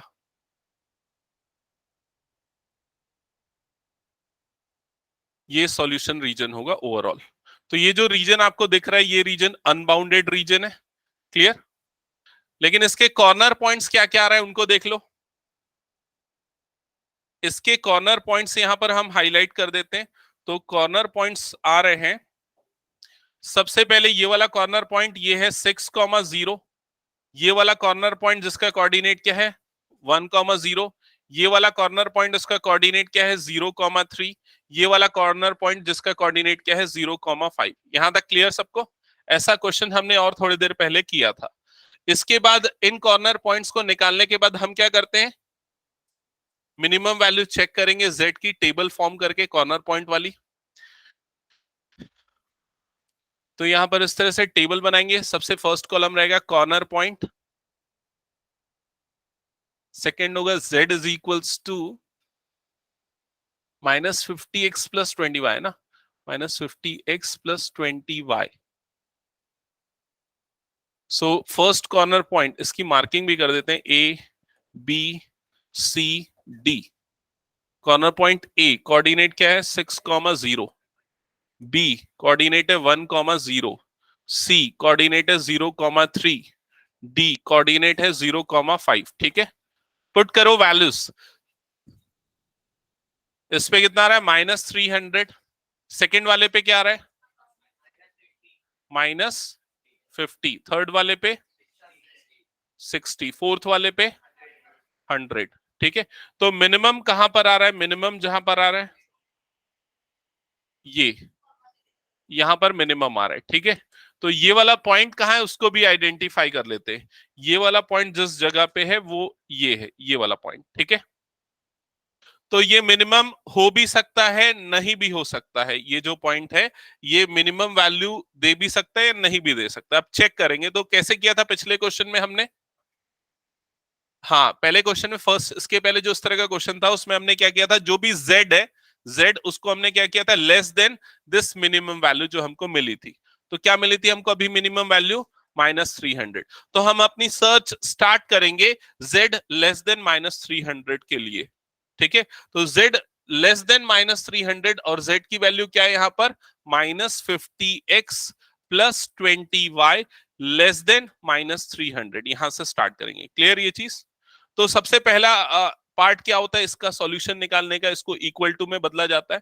तो हम क्या करेंगे, इसको लिखेंगे -50x plus 20y is equals to -300, ऐसा करेंगे। फिर उसके बाद सिंप्लीफाई कर लेते हैं। हाँ, सीधा हम इसको डिवाइड कर देते हैं 10 से। 10 से डिवाइड करेंगे तो क्या हो जाएगा -5x plus 2y is equals to -30। यहां तक क्लियर सबको? अब इसके बाद इस लाइन का ग्राफ प्लॉट करते हैं। इस लाइन का ग्राफ प्लॉट करने के लिए फिर से वही तरीका, एक्स और वाई इंटरसेप्ट निकाल लो। तो अगर मान लो मैं एक्स 0 रखता हूं तो वाई कितना आएगा -15। तो 0, -15 वो यहां पर कहीं आएगा बहुत नीचे, 0, -15 इधर पे 0, -15। ठीक है, और अगर मैं y 0 रखता हूं तो x की वैल्यू क्या आएगी +6। तो वो +6 मतलब ये वाला पॉइंट यहां पर आएगा। ठीक है, इसके बाद इस वाली लाइन को ड्रॉ करने के लिए हम डॉटेड लाइन से ड्रॉ करते हैं। इस तरह से ये डॉटेड लाइन से ड्रॉ होगा।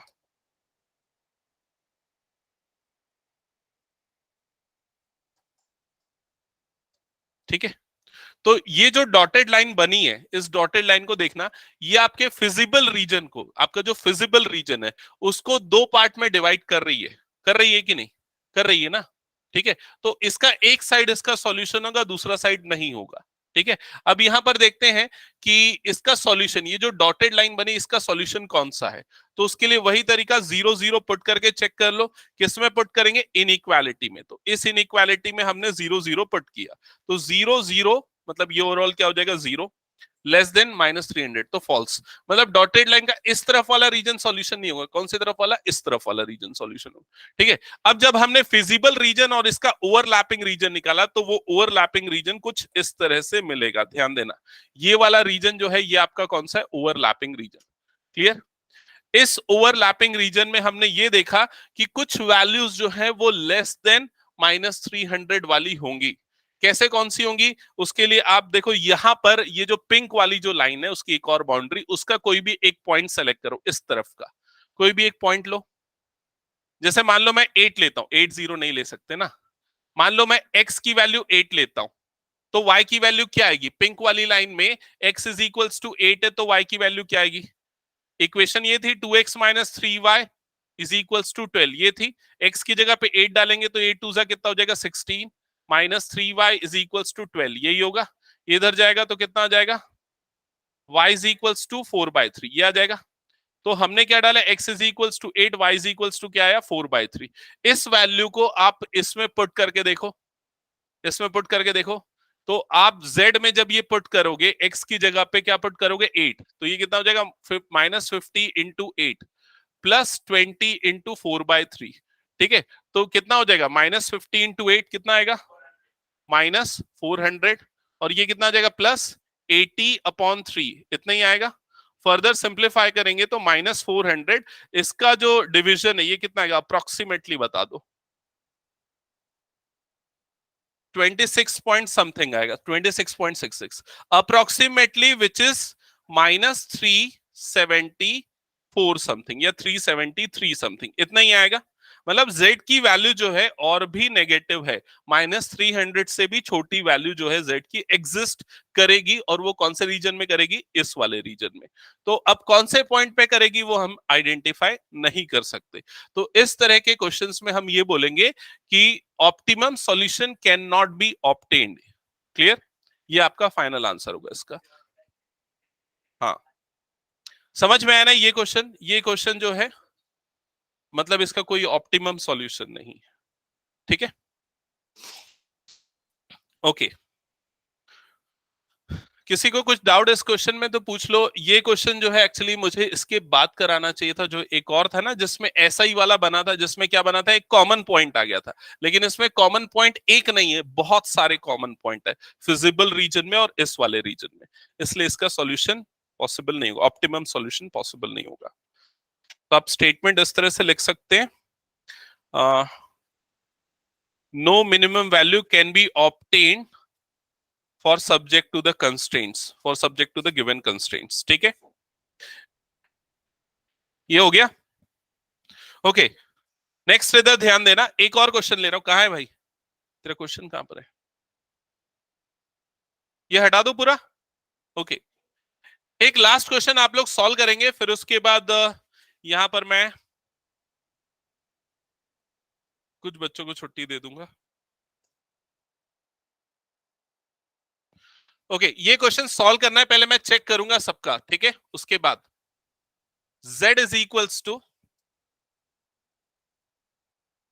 मिनिमाइज है, minimize z is equals to 3x plus 5y subject to the constraints x plus y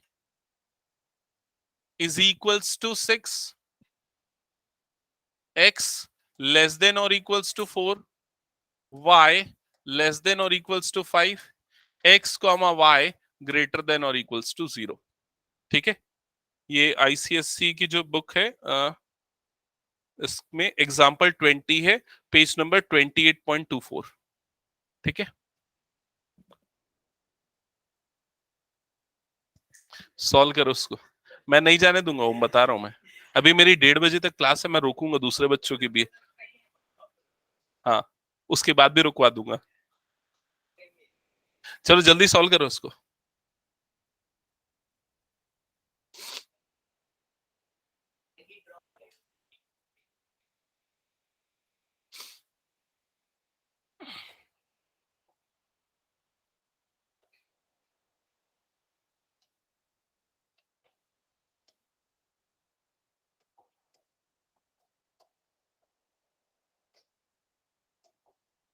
okay, start किया सबने सॉल्व करना। तो इस क्वेश्चन में क्या डिफरेंट है? पहली चीज तो ये कि फर्स्ट जो कंस्ट्रेंट है, it is not an inequality, it is an equation. तो ये इक्वेशन है, इनइक्वालिटी नहीं है। प्रोसेस सेम होगा, ठीक है। सबसे पहला स्टेप क्या होता है, हम ग्राफ ड्रॉ करते हैं, x plus y is equal to 6। हमने इसका ग्राफ ड्रॉ किया, तो इसका जो ग्राफ बनेगा वो कहां से पास होगा, x6 और y6, इस तरह से प्लॉट होगा। ये हो जाएगा 6,0, ये वाला पॉइंट हो जाएगा 0,6। ठीक है, ये हो गया। फिर उसके बाद सेकेंड, ये वाला ध्यान देना, इस पे ज्यादा फोकस करना। देखो इधर ये ज्यादा डिफरेंट अगर देखा जाए तो यहां क्या लिखा हुआ है, x क्या लिखा है, x लेस देन और इक्वल्स टू 4। तो अगर इस वाले इनइक्वालिटी को इक्वेशन में बदलता हूं तो ये क्या बनेगा, x इज इक्वल टू 4, ये बनेगा। ये लाइन की इक्वेशन है, और ये कौन से लाइन की इक्वेशन है? ये एक वर्टिकल लाइन की इक्वेशन है, और ये जो वर्टिकल लाइन है ये कहां से पास होगी? 4 से पास होगी। तो इसका जो ग्राफ बनेगा वो कुछ इस तरह से बनेगा। क्या ये step clear? x is equals to 4, ऐसा बनता है इसका ग्राफ। हमने टाइप्स ऑफ लाइन में ये चीजें पढ़ी है, और अगर नहीं भी तो आपको याद होगा क्लास 9th में भी पढ़ा था। x इज इक्वल्स टू 0 ये होता है, x is equals to 1, x is equals to 2, इस तरह से लाइन बनती है। ठीक है। y is equals to 5, y is equals to 5 ये कौन सी लाइन बनेगी? Horizontal line. तो वो हॉरिजॉन्टल लाइन कुछ इस तरह से बनेगी, ये हो गई y इज इक्वल्स टू 5 वाली लाइन। क्लियर यहां तक? ओके, यहां तक का काम हो गया। अब हम आएंगे सॉल्यूशन रीजन निकालने पे। तो सबसे पहले फर्स्ट क्वाड्रेंट में होगा सॉल्यूशन, तो फर्स्ट क्वाड्रेंट हमने फोकस कर लिया। इसके बाद नीचे से चलते हैं, ध्यान देना यहां पर, इस वाले पार्ट पे चलते। क्या लिखा हुआ है? y लेस देन और इक्वल्स टू 5। तो y वाली लाइन ये है, देखो y वाली लाइन ये है। तो इसका सॉल्यूशन क्या होगा? या तो नीचे होगा या तो ऊपर होगा। तो नीचे होगा कि ऊपर होगा? नीचे, क्योंकि हमने क्या किया, हमने ओरिजिन रखा। ओरिजिन मतलब क्या? 0,0 रखा। तो y की जगह पे जब 0 जाएगा तो 0 लेस देन 5 ट्रू हुआ, मतलब सॉल्यूशन रीजन कहां होगा? डाउनवर्ड। तो इससे यहां पर आना है, ये डाउनवर्ड आना है। क्या ये स्टेप क्लियर सबको? ठीक है। फिर उसके बाद दूसरे पे आते हैं, ये वाले पार्ट पे, इस वाले पार्ट पे। इसका क्या है? x less than 4। तो देखो ये x इज इक्वल टू 4 है, या तो इस तरफ होगा या इस तरफ होगा। कौन से तरफ होगा? लेफ्ट की तरफ होगा। आपने 0 रखा, 0 रखा, 0 लेस देन 4 मतलब ट्रू हुआ, मतलब कौन सा साइड सेट करेंगे? Left side. तो इसका सॉल्यूशन रीजन जो है वो किस तरफ आएगा? इस तरफ आएगा। क्लियर ये चीज? ये हो गया। अब कॉमन तो आपको पता चल गया, वो इस, Once again. Yes, shall we repeat? Sir, please explain once again for x is equals to 4 and y is equals to 5. Okay, just listen to this carefully. The inequality is y less than or equals to 5, correct? So this is the equation of line or graph of line y is equals to 5. Yes, sir. We will put this point in this inequality. So this point is y is equals to 0. So we put y is equals to 0 here. So 0 less than 5. Yes, it is true. So we will Yes, shade sir. this region where this point lies. Okay. Yes, sir. Understood now. Similarly, for this also, we put x is equals to 0. So 0 is less than 4. So we shade this region, correct? So the common region is in this box. Okay. Okay. Last part पे आते हैं। इस पे देखना, यहां पर ध्यान देना, ये वाली जो इक्वेशन है, अब ये इनइक्वालिटी नहीं, ये क्या है? इक्वेशन। तो इनइक्वालिटी का सॉल्यूशन के लिए हम क्या देखते थे? रीजन देखते थे। इक्वेशन का सॉल्यूशन क्या होता है? क्लास 9th में हम लोग पढ़ते थे x plus y is equals to 6। इसके सॉल्यूशंस निकालो। कितने सॉल्यूशंस होंगे? इनफाइनाइट सॉल्यूशंस होंगे। एक x इज इक्वल्स टू 0 रखोगे तो y is equals to 6। This is first solution. When we put x is equals to 1, y is equals to 5, second solution. x is equals to 2, y is equals to 3, y is equals to 4, another solution. So many solutions are there. All these solutions are the points which lie on this line, correct? So the solution region is all the point lying in this line, correct? ये हो जाएगा। तो common क्या हुआ? इस box में आना चाहिए, इस लाइन के अंदर आना चाहिए। तो कॉमन रीजन कौन सा हुआ? ये पूरा का पूरा लाइन में आने वाले सारे जो पॉइंट्स है ना, बस यही कॉमन रीजन होंगे, करेक्ट? तो यहाँ पर शेडेड रीजन नहीं मिलेगा, यहाँ पर क्या मिलेगा आपको? एक लाइन मिलेगा। क्लियर हुआ ये चीज? अब इसमें अगर कॉर्नर पॉइंट्स चेक करें तो कॉर्नर पॉइंट्स कहां पर है? एक तो यहां पर है और दूसरा यहां पर है। क्लियर हुआ ये चीज? तो इस वाले पॉइंट का कोऑर्डिनेट क्या होगा? इस वाले पॉइंट का कोऑर्डिनेट क्या होगा बताओ? इस वाले पॉइंट का, इस पॉइंट का एक्स कोऑर्डिनेट क्या है? 4 है। देखो ये दिया हुआ ना, एक्स कोऑर्डिनेट क्या है? 4 है। वाई कोऑर्डिनेट क्या होगा? वो इस लाइन की इक्वेशन से मिलेगा। तो यहां पर एक्स की जगह पे 4 डाल दो तो वाई की वैल्यू क्या आ जाएगी? 2। क्या ये क्लियर हुआ? इस वाले पॉइंट पे आते तो इस वाले पॉइंट का वाई कोऑर्डिनेट क्या है? इस वाले पॉइंट का y कोऑर्डिनेट है 5। देखो y इज इक्वल्स टू 5 वाली लाइन है। तो y is equals to 5 put करोगे तो x की वैल्यू क्या आ जाएगी? 1। तो इस वाले पॉइंट का कोऑर्डिनेट क्या आ जाएगा? 1,5। क्या ये क्लियर हुआ? अब ये दो आपके कॉर्नर पॉइंट्स हो गए। इन पॉइंट्स को पुट करेंगे यहां पर। पुट करके देखो, सबसे पहले 1,5 पुट करेंगे, फिर 4,2 पुट करेंगे। तो 1,5 पे क्या आ रहा है?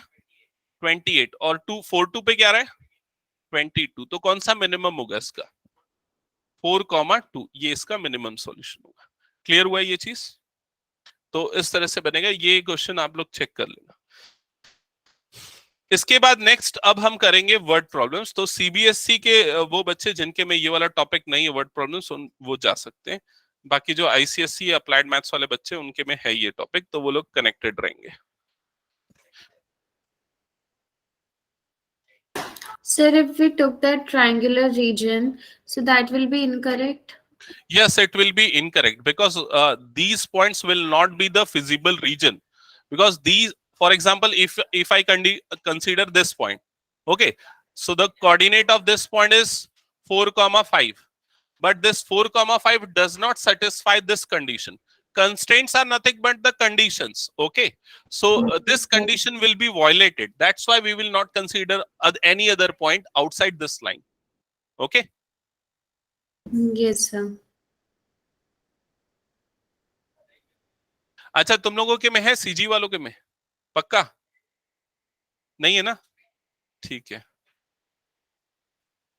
अंशिका, तुम्हारा कुछ केमिस्ट्री के क्लास है क्या?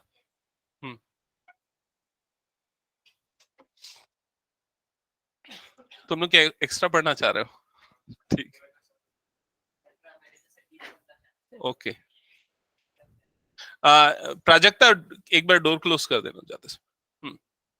तो स्टार्ट करते हैं वर्ड प्रॉब्लम्स। तो वर्ड प्रॉब्लम्स में मैं सेलेक्टेड प्रॉब्लम्स ले रहा हूं। देखो 3-4 तरह के प्रॉब्लम्स मैं यहाँ पर सेलेक्ट कर रहा हूं जिसको हम करेंगे आज।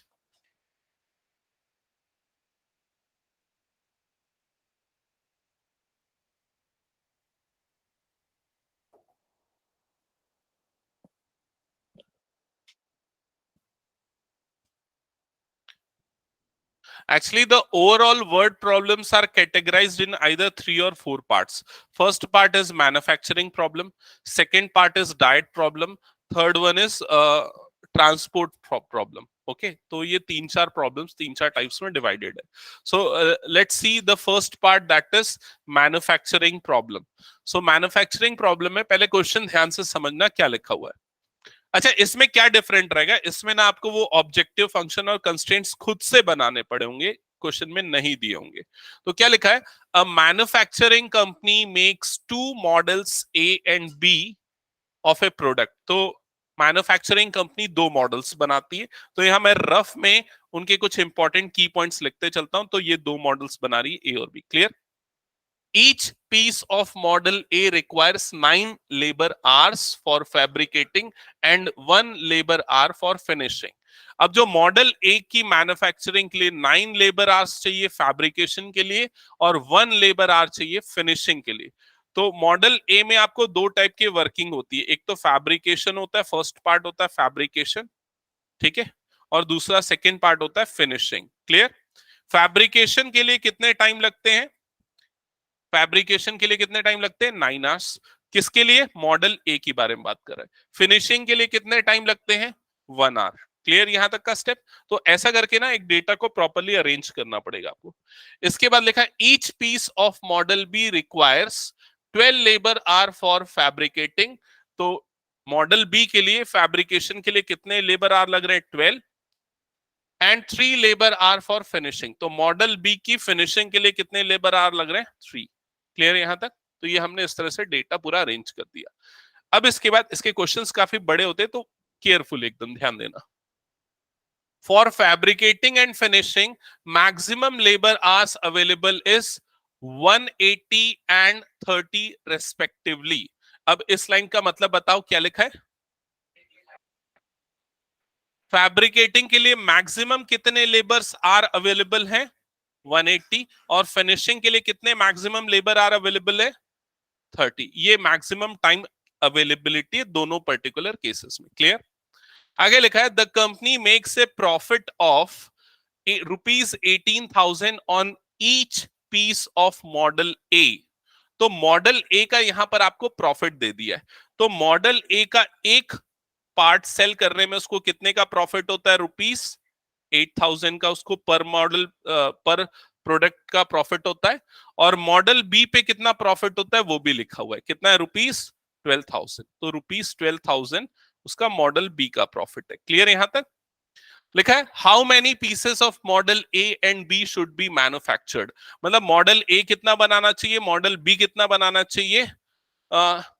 पर week to realise a maximum profit, जिससे प्रॉफिट क्या हो जाए, मैक्सिमम हो जाए।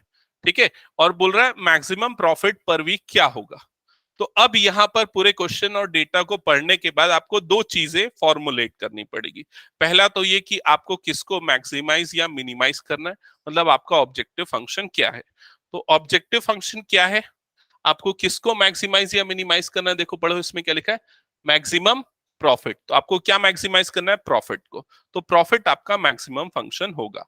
तो यहां पर जेड एक्चुअल में क्या होगा, प्रॉफिट होगा, और जिसको आपको क्या करना है, मैक्सिमाइज करना है। क्लियर ये चीज, ठीक है।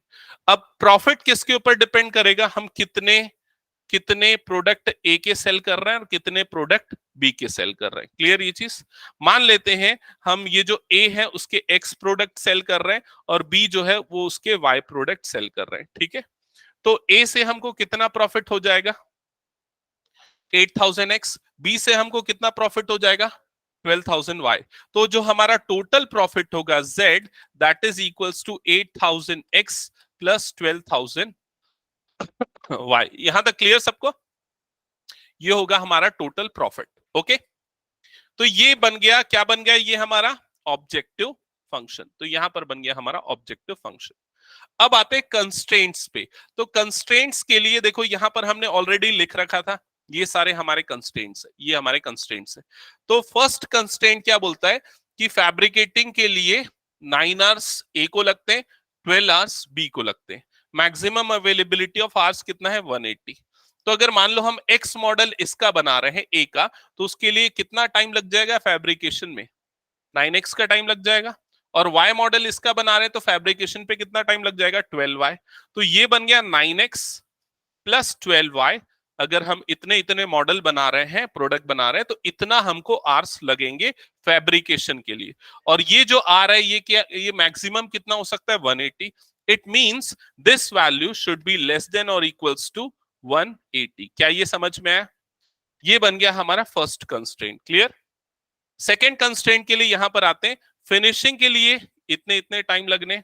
तो अगर इसके एक प्रोडक्ट में 1 आवर लगता है तो एक्स प्रोडक्ट में कितना लगेगा, एक्स आवर्स लगेगा फिनिशिंग आवर। इसमें एक प्रोडक्ट में 3 आवर फिनिशिंग के लिए लगता है तो कितना लगेगा इसमें टोटल, 3y लगेगा। और ये जो फिनिशिंग आ रहा है ये मैक्सिमम 30 होना चाहिए, मतलब लेस देन और इक्वल्स टू 30। ये बन गया सेकंड कंस्ट्रेंट। क्लियर ये चीज। अब x और y नंबर ऑफ प्रोडक्ट्स है जो हम मैन्युफैक्चर कर रहे हैं। बाय डिफॉल्ट वो पॉजिटिव ही होगा, वो नेगेटिव तो हो नहीं सकता। तो एक डिफॉल्ट कंस्ट्रेंट यहां पर क्या आएगा, x, y ग्रेटर देन और इक्वल्स टू 0, मतलब दोनों क्या होने चाहिए, पॉजिटिव होने चाहिए। यहां तक क्लियर सबको। इसके बाद का पार्ट तो आप लोग बना लोगे। क्या करना है इसके बाद, वो ग्राफ बनाना है, सारे सॉल्यूशन निकालना है, कॉर्नर पॉइंट निकालना है, और उसके बाद फिर हमको x और y की वैल्यू चेक करना है, किसमें x मैक्सिमम आएगा और किस वैल्यू पे z मैक्सिमम आएगा, x और y की कौन सी वैल्यू पे। क्लियर हो जाएगा ये, ठीक है। Shaivi, Wasva, Vedansh, clear. Yes, sir. Okay, so important जो है इस पूरे टॉपिक में सिर्फ फॉर्मुलेट। कुछ पूछना है क्या? हाँ, और x और y हमने क्या लिया है कि a के कितने यूनिट बना रहे हैं, b के कितने यूनिट। तो जो भी प्रोडक्शन है वो हमेशा पॉजिटिव होगा ना, 0 से बड़ा होगा, इसलिए इसलिए हमने ये कंस्ट्रेंट लिया। अनबाउंडेड में आया तो नहीं होगा, बस वही जैसा उसमें होता था। नहीं, प्रॉफिट तो होगा लेकिन मैक्सिमम प्रॉफिट इसमें नहीं होगा, लेकिन अगर आया तो, ऐसा वो पूछ रहा है। मैक्सिमम प्रॉफिट क्या होगा वो कैलकुलेट नहीं कर सकते, मतलब बहुत जबरदस्त बिजनेस है, ठीक है। ओके, आगे बढ़े। वैसे अनबाउंडेड वाला क्वेश्चन वर्ड प्रॉब्लम्स में आपके नहीं आएगा, सारे बाउंडेड में आएगा। अभी रुको ना, दूसरा प्रॉब्लम लेना है। 3 प्रॉब्लम मैं सेलेक्ट करके लाया हूं। फोर्थ प्रॉब्लम, ट्रांसपोर्ट प्रॉब्लम जो है उसको मैं बाद में देखता हूं, अगर अभी मिला तो अभी टाइम करवा दूंगा, ठीक है। हाँ, ये डाइट प्रॉब्लम है, फिर से रिपीट हो गया नहीं, पिछले बार कुछ और लिया, मैन्युफैक्चरिंग लिया था, ये डाइट। ओके, क्वेश्चंस के टाइप पे, मतलब जैसे पिछला जो क्वेश्चन था वो मैन्युफैक्चरिंग के बेस्ड था। हाँ, ये 3 टाइप में से ही आते हैं ज्यादातर। हाँ, इसके बाद ध्यान देना डाइट प्रॉब्लम, इसको ध्यान से समझ लो, सिर्फ वो फॉर्मुलेशन तक आप लोग खुद ही ट्राई करके देखना, मैं आपसे पूछते जाऊंगा। सबसे पहले क्या लिखा है, a dietician has to develop a special diet using two foods P and Q। ठीक है, तो सबसे पहले क्या बोल रहा है, दो टाइप के फूड को मिक्स करके एक पर्टिकुलर मिक्सचर क्रिएट कर रहा है। तो यहां पर सबसे पहले हम रफ वर्क करते हैं, ये P लिख दिया, ये Q लिख दिया, ये दो फूड है। ठीक है, अब क्या लिखा है, each packet contains 30 gram of food P contains 12 units of calcium and 4 units of iron, 6 unit of cholesterol and 6 unit of vitamin A। रुक जाओ, पहले उसको अरेंज करते फिर समझते हैं। तो जो फूड P है उसमें ये चारों चीजों के बारे में लिखा हुआ है। क्या क्या लिखा हुआ है, कैल्शियम, तो कैल्शियम कितना है उसमें फूड P में, देखो जल्दी, 12 यूनिट है, तो ये हो गया 12 यूनिट, 12 यूनिट। ठीक है, फिर उसके बाद दूसरा जो पार्ट है वो क्या है, आयरन, तो आयरन कितना है इसमें, 4 यूनिट। फिर उसके थर्ड जो है वो क्या है, कोलेस्ट्रॉल, कोलेस्ट्रॉल कितना है इसमें, 6 यूनिट। फिर नेक्स्ट जो है वो क्या है, विटामिन ए, तो विटामिन ए इसमें कितना यूनिट है, 6 यूनिट। क्या ये करेक्ट लिखा है, एक बार चेक कर लो, 12 unit calcium, 4 unit iron, 6 unit cholesterol, 6 unit vitamin A, correct. इसके बाद क्या लिखा है, each packet of same quantity of food Q contains 3 unit of calcium, 20 units of iron, 4 units of cholesterol and 3 units of vitamin ए। ये हो गया, यहां तक का स्टेप क्लियर। हमने पूरे डेटा को इस तरह से अरेंज कर लिया। The diet requires at least 240 unit of calcium, तो कैल्शियम की एटलीस्ट कितनी यूनिट्स रिक्वायर्ड है, यहां ये मेंशन कर रहा है, एटलीस्ट कितनी होनी चाहिए, 240, एटलीस्ट 240 है ना, इसका मतलब क्या लेंगे, ये जो ग्रेटर देन और इक्वल्स टू क्या होना चाहिए, 240, 240 या उससे ज्यादा होना चाहिए calcium, correct. At least 640 units of iron, sorry 460 units of iron, मतलब ये वाली क्वांटिटी ग्रेटर देन और इक्वल्स टू कितनी होनी चाहिए, 460। And at most 300 units of cholesterol, तो कोलेस्ट्रॉल 300 यूनिट से कम होना चाहिए। ठीक है, तो लेस देन और इक्वल्स टू क्या हो गया यहां पर, 300 unit, clear. How many packets of each food should be used to minimise the amount of vitamin A, तो अब यहां पर हमको क्या मिनिमाइज करना है, विटामिन ए, तो इस वाली चीज को हमको क्या करना है, मिनिमाइज करना है, क्लियर ये चीज। और उसके बाद बोला what is the minimum amount of vitamin ए, वो उसका मिनिमम अमाउंट क्या होगा। तो अब यहां पर हम फॉर्मुलेशन पे आते हैं, अभी तो हमने सिर्फ क्वेश्चन को पढ़ के डेटा को अरेंज किया। ठीक है, सबसे पहले आते हैं ऑब्जेक्टिव फंक्शन पे। ऑब्जेक्टिव फंक्शन मतलब कि z, तो z किसके ऊपर डिपेंड, z क्या है, किसको हमको मिनिमाइज या मैक्सिमाइज करना है, विटामिन ए को, तो ये विटामिन ए हो गया। ठीक है, हाँ, अभी इसके बाद हमको वेरिएबल असाइन करने पड़ेंगे, तो वेरिएबल किसको लेने हैं, देखो यहां पर उसने मेंशन किया how many packets of each food, मतलब इसके कितने पैकेट, इसके कितने पैकेट, समझ में आ रहा है ये चीज। तो वेरिएबल हमको क्या लेना है, पी के एक्स पैकेट, क्यू के वाई पैकेट्स, तो यहां पर वेरिएबल असाइन हो गया, ये एक्स पैकेट हो गया और ये क्या हो गया, वाई पैकेट, क्लियर ये चीज। तो अगर हम एक्स पैकेट पी का ले रहे हैं तो उसमें विटामिन का क्वांटिटी कितना हो जाएगा, 6x, ये हो जाएगा। और y पैकेट्स अगर Q का ले रहे हैं तो उसमें विटामिन का क्वांटिटी कितना हो जाएगा, 3y, तो 6x प्लस 3y, ये वाली वैल्यू जो है ये क्या होनी चाहिए, ये होनी चाहिए मिनिमम। इसको आपको क्या करना है, मिनिमाइज, ये बना आपका ऑब्जेक्टिव फंक्शन। क्या ये समझ में आया सभी को। इसके बाद आगे ध्यान देना, कंस्ट्रेंट्स पे आते हैं। ठीक है, ऑब्जेक्टिव फंक्शन तो बन गया, अब कंस्ट्रेंट्स, तो कंस्ट्रेंट्स बताओ क्या क्या बनेंगे। सबसे फर्स्ट यहां से 12x plus 3y greater than और इक्वल्स टू 240, क्लियर हुआ ये चीज, Shaivi, Wasfa, Vedansh, clear. Yes, sir. Yes, sir. Next it will be 4x plus 20y greater than और equals to 460। Next it will be 6x plus 4y, क्या होगा, क्या होगा, less than और इक्वल्स टू 300, क्लियर। उसके बाद फिर आगे का सॉल्यूशन वैसे ही ग्राफ बनाओ और उसके बाद सॉल्यूशन निकालो। ठीक है, हटा दो ये पूरा। ओके, नेक्स्ट प्रॉब्लम पे आते।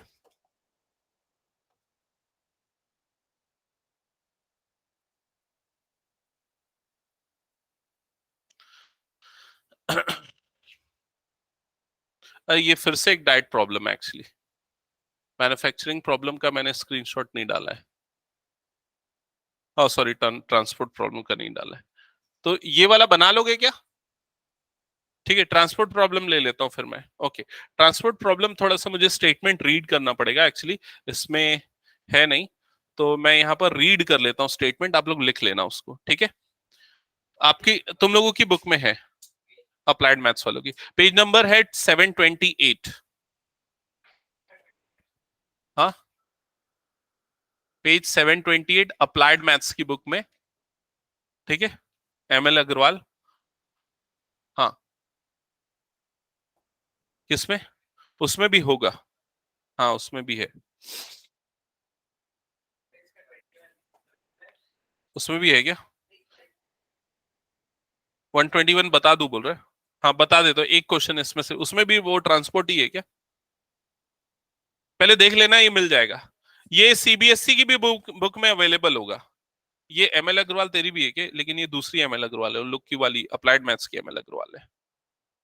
ओके, क्वेश्चन ध्यान देना, क्वेश्चन मैं रीड कर रहा हूं। An oil company has two depots A and B with capacities 7,000 liter and 4,000 liters. तो एक ऑयल डिपो है, उसके पास दो डिपोज, एक ऑयल कंपनी है जिसके पास दो डिपोज है, एक डिपो ए है और दूसरा डिपो बी है। डिपो ए की जो कैपेसिटी है वो है 7,000 लीटर्स, इतनी उसकी कैपेसिटी है, और डिपो बी की कैपेसिटी है 4,000 लीटर, तो इसकी कैपेसिटी कितनी होगी? 4,000 लीटर्स। क्लियर? अब इसके बाद लिखा है the company is to supply oil in 3 petrol pumps D, E and F. तो इन डिपो से 3 पेट्रोल पंप्स में सप्लाई हो रहा है, पहला पेट्रोल पंप है डी, दूसरा है ई और तीसरा पेट्रोल पंप है एफ, 3 पेट्रोल पंप्स में सप्लाई हो रहा है। अब उसके बाद यहां पर ना कुछ चीजें लिखी है, वो मैं यहाँ पर टेबल है एक्चुअली, टेबल कुछ इस तरह से बना हुआ है कि ए से डी में डिस्टेंस है एक्चुअली, ये डिपो का और पेट्रोल पंप का डिस्टेंस दिया हुआ है। तो ए से डी का जो डिस्टेंस है वो 7 है, बी से डी का डिस्टेंस 3 है, फिर ये वाला डिस्टेंस 6 है, ये वाला डिस्टेंस 4 है, फिर ये डिस्टेंस 3 है और ये डिस्टेंस 2 है। तो इस तरह से सारे पेट्रोल पंप और डिपो के बीच का डिस्टेंस है। हाँ, एक बुक पास कर दो, ये लोग देख लेंगे, अगर देखना हो देख लेना, पेज नंबर 728, ठीक है, यहां तक क्लियर? अब इसके बाद आगे क्वेश्चन में लिखा है the company is to supply oil on 3 petrol pumps DEF whose requirements are 4,500 litre, 3,000 litre and 3,500 litre respectively. तो तीनों की रिक्वायरमेंट है। डी की कितनी रिक्वायरमेंट है देख के बताओ? 4,500 लीटर की रिक्वायरमेंट है, और ई की कितनी रिक्वायरमेंट है? 3,500 लीटर, और एफ की कितनी? 3,000 है क्या? और एफ की रिक्वायरमेंट कितनी है? 3,500 लीटर की रिक्वायरमेंट है एफ की। क्लियर यहां तक? अब क्वेश्चन में क्या बोल रहा है? The distance between depot and petrol pump is given assuming that the cost of transportation पर किलोमीटर इज ₹1। मतलब कि ट्रांसपोर्टेशन कॉस्ट जो है वो कितना है? ₹1 पर किलोमीटर, ये ट्रांसपोर्टेशन कॉस्ट है, ठीक है। How should the delivery be scheduled in order that the transportation cost is minimum? Minimum cost क्या होगा ये आपको निकालना है। ओके, तो ध्यान देना यहां पर, हो गया? इधर पे ध्यान दो अब। हाँ हाँ हाँ, ये डिपो ए से पेट्रोल पंप डी का डिस्टेंस है, डिपो ए से पेट्रोल पंप ई का, और उस तरह से डिस्टेंस है, और ट्रांसपोर्ट करना है, मतलब डिपो से हम पेट्रोल पंप में पेट्रोल पहुंचा रहे हैं, तो हाँ दोनों को पहुंचाना है, ठीक है। तो इसमें ये बोल रहा है कि ए से कितना डी को, कितना ई को और कितना एफ को पहुंचाना चाहिए, और बी से डी को, बी से ई को, बी से एफ को कितना पहुंचाना चाहिए, जिससे कॉस्टिंग जो है, ट्रांसपोर्टेशन कॉस्ट जो है वो क्या हो जाए? मिनिमम हो जाए। तो ट्रांसपोर्टेशन कॉस्ट किसके ऊपर डिपेंड करेगा? डिस्टेंस के ऊपर, कितना कितना डिस्टेंस ट्रैवल करेगा। क्लियर ये चीज? तो अब यहां पर ध्यान देना, सबसे पहले हम क्या करेंगे, हम इसको एक फिगर ड्रॉ करेंगे। इसमें हम सबसे पहले यहां पर एक बना देंगे, सबसे पहले डिपो ए, ठीक है, और दूसरा ये बना देंगे डिपो बी, ये दो डिपोज हो गए। ठीक है, डिपो ए की कैपेसिटी को यहां पर लिख देते, इसकी कैपेसिटी कितनी है 7000 लीटर की। डिपो बी की कैपेसिटी कितनी है 4000 लीटर की। ठीक है, ये 4000 लीटर। अब उसके बाद हम यहां पर बनाएंगे तीनों पेट्रोल पंप्स जिसमें डिलीवरी होनी है। तो सबसे पहला पेट्रोल पंप कौन सा है डी, दूसरा पेट्रोल पंप है ई, और तीसरा पेट्रोल पंप है एफ। इस तरह से हमने बना दिया। ठीक है, ई की रिक्वायरमेंट यहां पर लिखते चलते, तो ई की रिक्वायरमेंट कितनी है 4500, सॉरी डी की, ई की रिक्वायरमेंट कितनी है 3000, और एफ की रिक्वायरमेंट कितनी है 3500। यहां तक क्लियर सबको, ये पूरा समझ में आया। अब इसके बाद सबसे इंपॉर्टेंट पार्ट स्टार्ट होता है, ध्यान से समझना। ए से ई को कितना पेट्रोल हम पास करें ये हमको निकालना है। ठीक है, ए से ई तक डी तक कितना डिलीवर होना चाहिए। तो मान लेते हैं ए जो है डी को x लीटर डिलीवर करता है। क्लियर ये चीज। तो डी जो है वो बी से कितना लीटर पेट्रोल लेगा, कितना लेगा 4500 है उसकी रिक्वायरमेंट, x इससे मिल रहा है तो इससे कितना मिलेगा 4500 माइनस x, इतना पेट्रोल वो इससे लेगा। हाँ, तो पूरा थोड़ी बी से ले रहा है वो,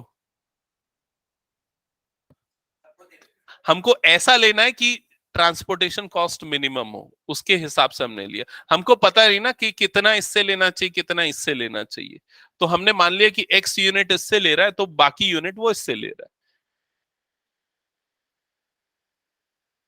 पर किलोमीटर मतलब 1 किलोमीटर ट्रैवल करने का कॉस्ट 1 रुपए लगता है।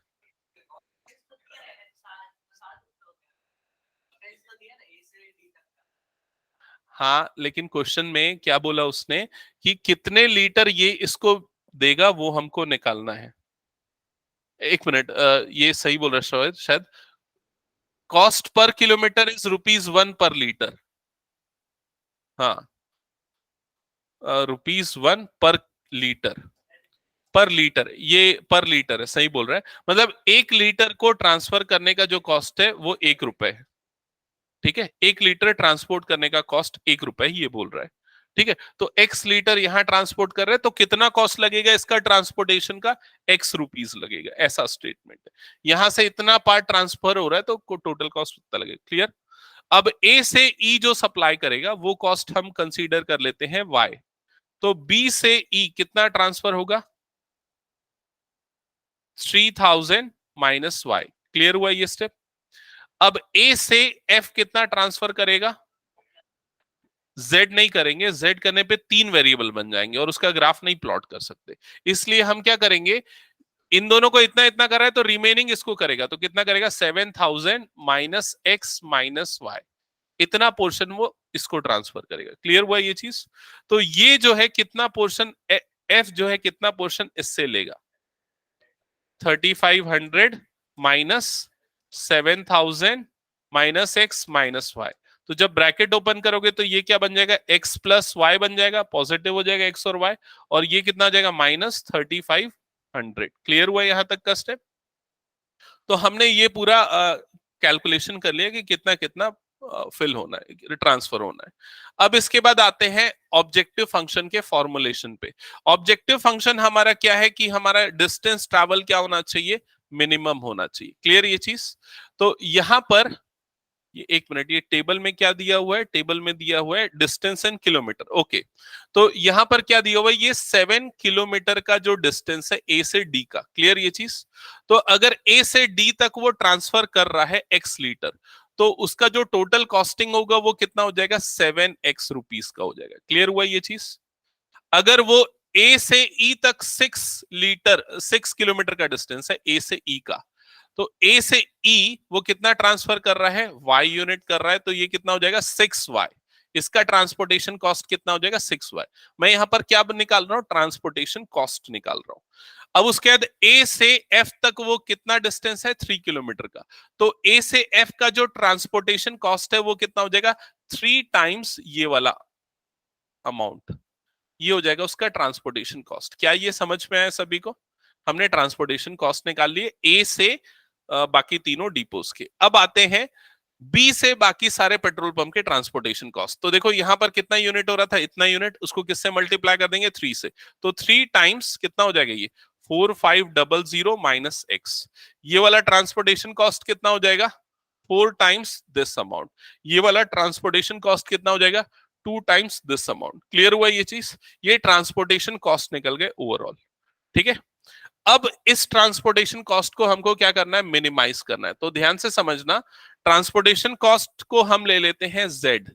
ठीक है, z की वैल्यू डिपेंड करेगी सभी पे। ये वाली वैल्यू कितनी लगी 7x, प्लस ये वाला ट्रांसपोर्टेशन कॉस्ट कितना हुआ 6y, प्लस ये वाला ट्रांसपोर्टेशन कॉस्ट कितना हो गया 3 times 7000 minus x minus y। ये वाला ट्रांसपोर्टेशन कॉस्ट कितना हो गया 3 टाइम्स 4500 माइनस एक्स। ये वाला ट्रांसपोर्टेशन कॉस्ट कितना हो गया 4 टाइम्स 3000 माइनस वाई।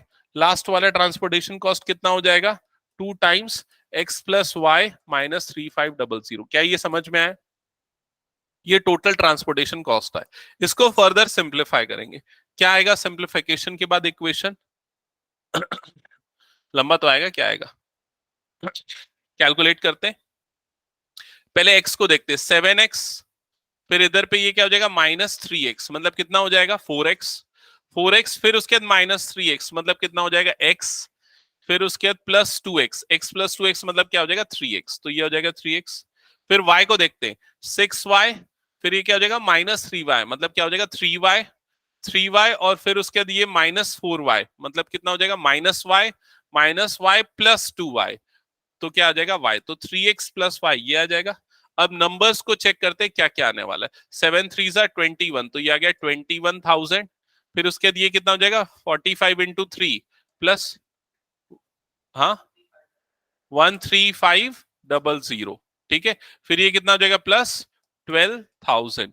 फिर नेक्स्ट कितना हो जाएगा माइनस 7000, यही आएगा 7,000 यही आ जाएगा 7,000।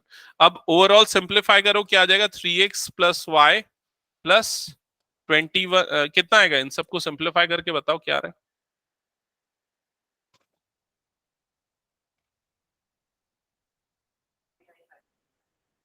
$39,500 चेक कर लेते एक बार। 21,000 प्लस 13500 प्लस 12,000 माइनस 7,000, हाँ 39500 ये आपका क्या हो जाएगा ऑब्जेक्टिव फंक्शन। क्लियर हुआ यहां तक सबको, ठीक है। अब आपको नेक्स्ट क्या निकालना है, कंस्ट्रेंट्स निकालने। तो देखो कंस्ट्रेंट्स यहां पर क्या बनेंगे,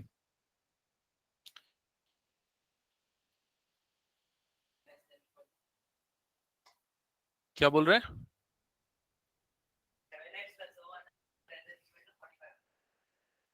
हाँ हाँ इधर पे ध्यान देना, कंस्ट्रेंट्स के लिए ना हम यहां पर वापस इस जगह पे आएंगे। कौन सा कलर सिलेक्ट कर दिया, हाँ ये वाले देखते हैं फर्स्ट वाले पार्ट पे, ये वाला 7x। तो 7x जो है वो क्या होना चाहिए, लेस देन और इक्वल्स टू 4500, ये होना चाहिए। क्या ये समझ, हाँ तो 4500 ही आएगा ना, ये दोनों को ऐड करके बोल रहा है, तो 4500 ही आ जाएगा ना। ये एक मिनट ये मैं इसको डिलीट कर रहा हूं, ये गलत लिख दिया था मैंने, सॉरी। एक मिनट रुक जा, पहले मेरे को बोलने दे, ठीक है। सुनो इधर ध्यान देना सब, यहां से ये कितना ट्रांसफर कर रहा है x यूनिट, तो x जो जितना सप्लाई कर रहा है वो जो है इसकी रिक्वायरमेंट से बराबर या उससे कम होना चाहिए ऑब्वियसली, ठीक है। तो क्या होगा x लेस देन और इक्वल्स टू 4500, ये बनेगा फर्स्ट कंस्ट्रेंट। क्या ये समझ में आया, ठीक है।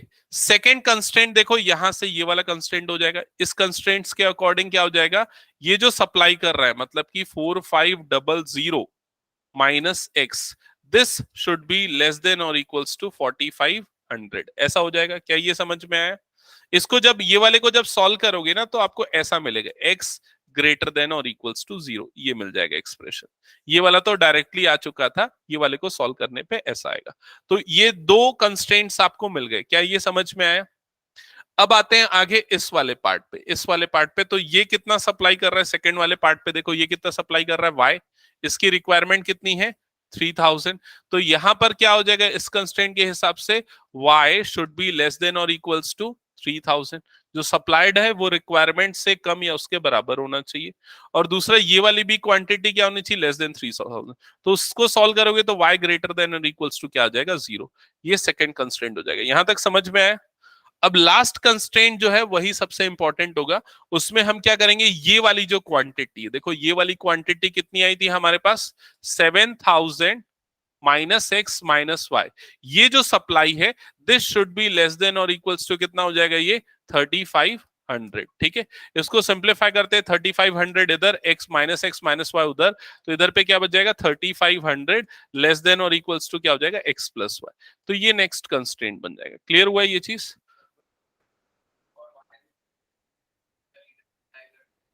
हाँ हाँ ऑब्वियसली, मतलब इसको नहीं भी लोगे तो भी चलेगा, ये वाले पार्ट को, ये वाले पार्ट को बस लेके कर लोगे तो भी चलेगा। ठीक है, ओके। हमको ओवरऑल लेकिन इनइक्वालिटी फॉर्मुलेट करनी पड़ेगी ना पूरी 6, भले ही यहां पर वो कंडीशन आ गई, लेकिन 1 2 3 4 5 6 टोटल 6 इनइक्वालिटीज आपको फॉर्मुलेट करनी पड़ेगी। तो सारी इनइक्वालिटी में हो सकता है कुछ सेम आ जाए, जैसे कि ये दो कंडीशंस तो आ गई, ये दो कंडीशंस यहां पर आ गई। लास्ट वाला एक और करना पड़ेगा, this part, actually this part should be greater than और equals to x plus y minus 3500। This value should be less than और इक्वल्स टू 3500, ऐसा आ जाएगा। तो ये क्या आ जाएगा, x plus y less than और इक्वल्स टू कितना आ जाएगा, 7000। तो ये इनइक्वालिटी हुई। तो ओवरऑल अगर आप देखोगे 6 इनइक्वालिटी हुई। फर्स्ट ये हो गई, ये वाली, हाँ ये 7000 है। सेकेंड ये वाली हो गई।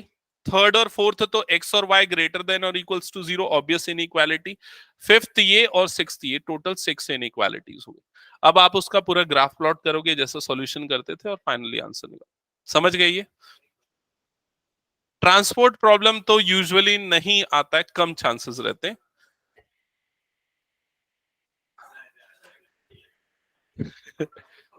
लेकिन क्या है, सिलेबस में है, अगर आ गया तो फिर इसलिए एक क्वेश्चन तो कम से कम मुझे, तो इतना इजी टॉपिक है। सर आईएससी के सिलेबस ठीक से तो है, शायद हट यूजुअली चुका है diet transportation and manufacturing problem. हाँ क्या बोल रहा है Vedansh? Sir transportation problem syllabus में नहीं है। आईसीएससी के में नहीं होगा, आईसीएससी के में नहीं होगा, वो तो उसके लिए पढ़ लिया मैथ्स ओलंपियाड के लिए। तुम लोग क्यों बैठे थे? Okay welcome. अप्लाइड मैथ्स में कोई टॉपिक डिलीटेड नहीं है, तो ये टॉपिक कंसीडर होगा। ठीक है, ओके ओके। शैवी वासफा कुछ डाउट है, पूछ सकते हो। No, sir, understood. ओके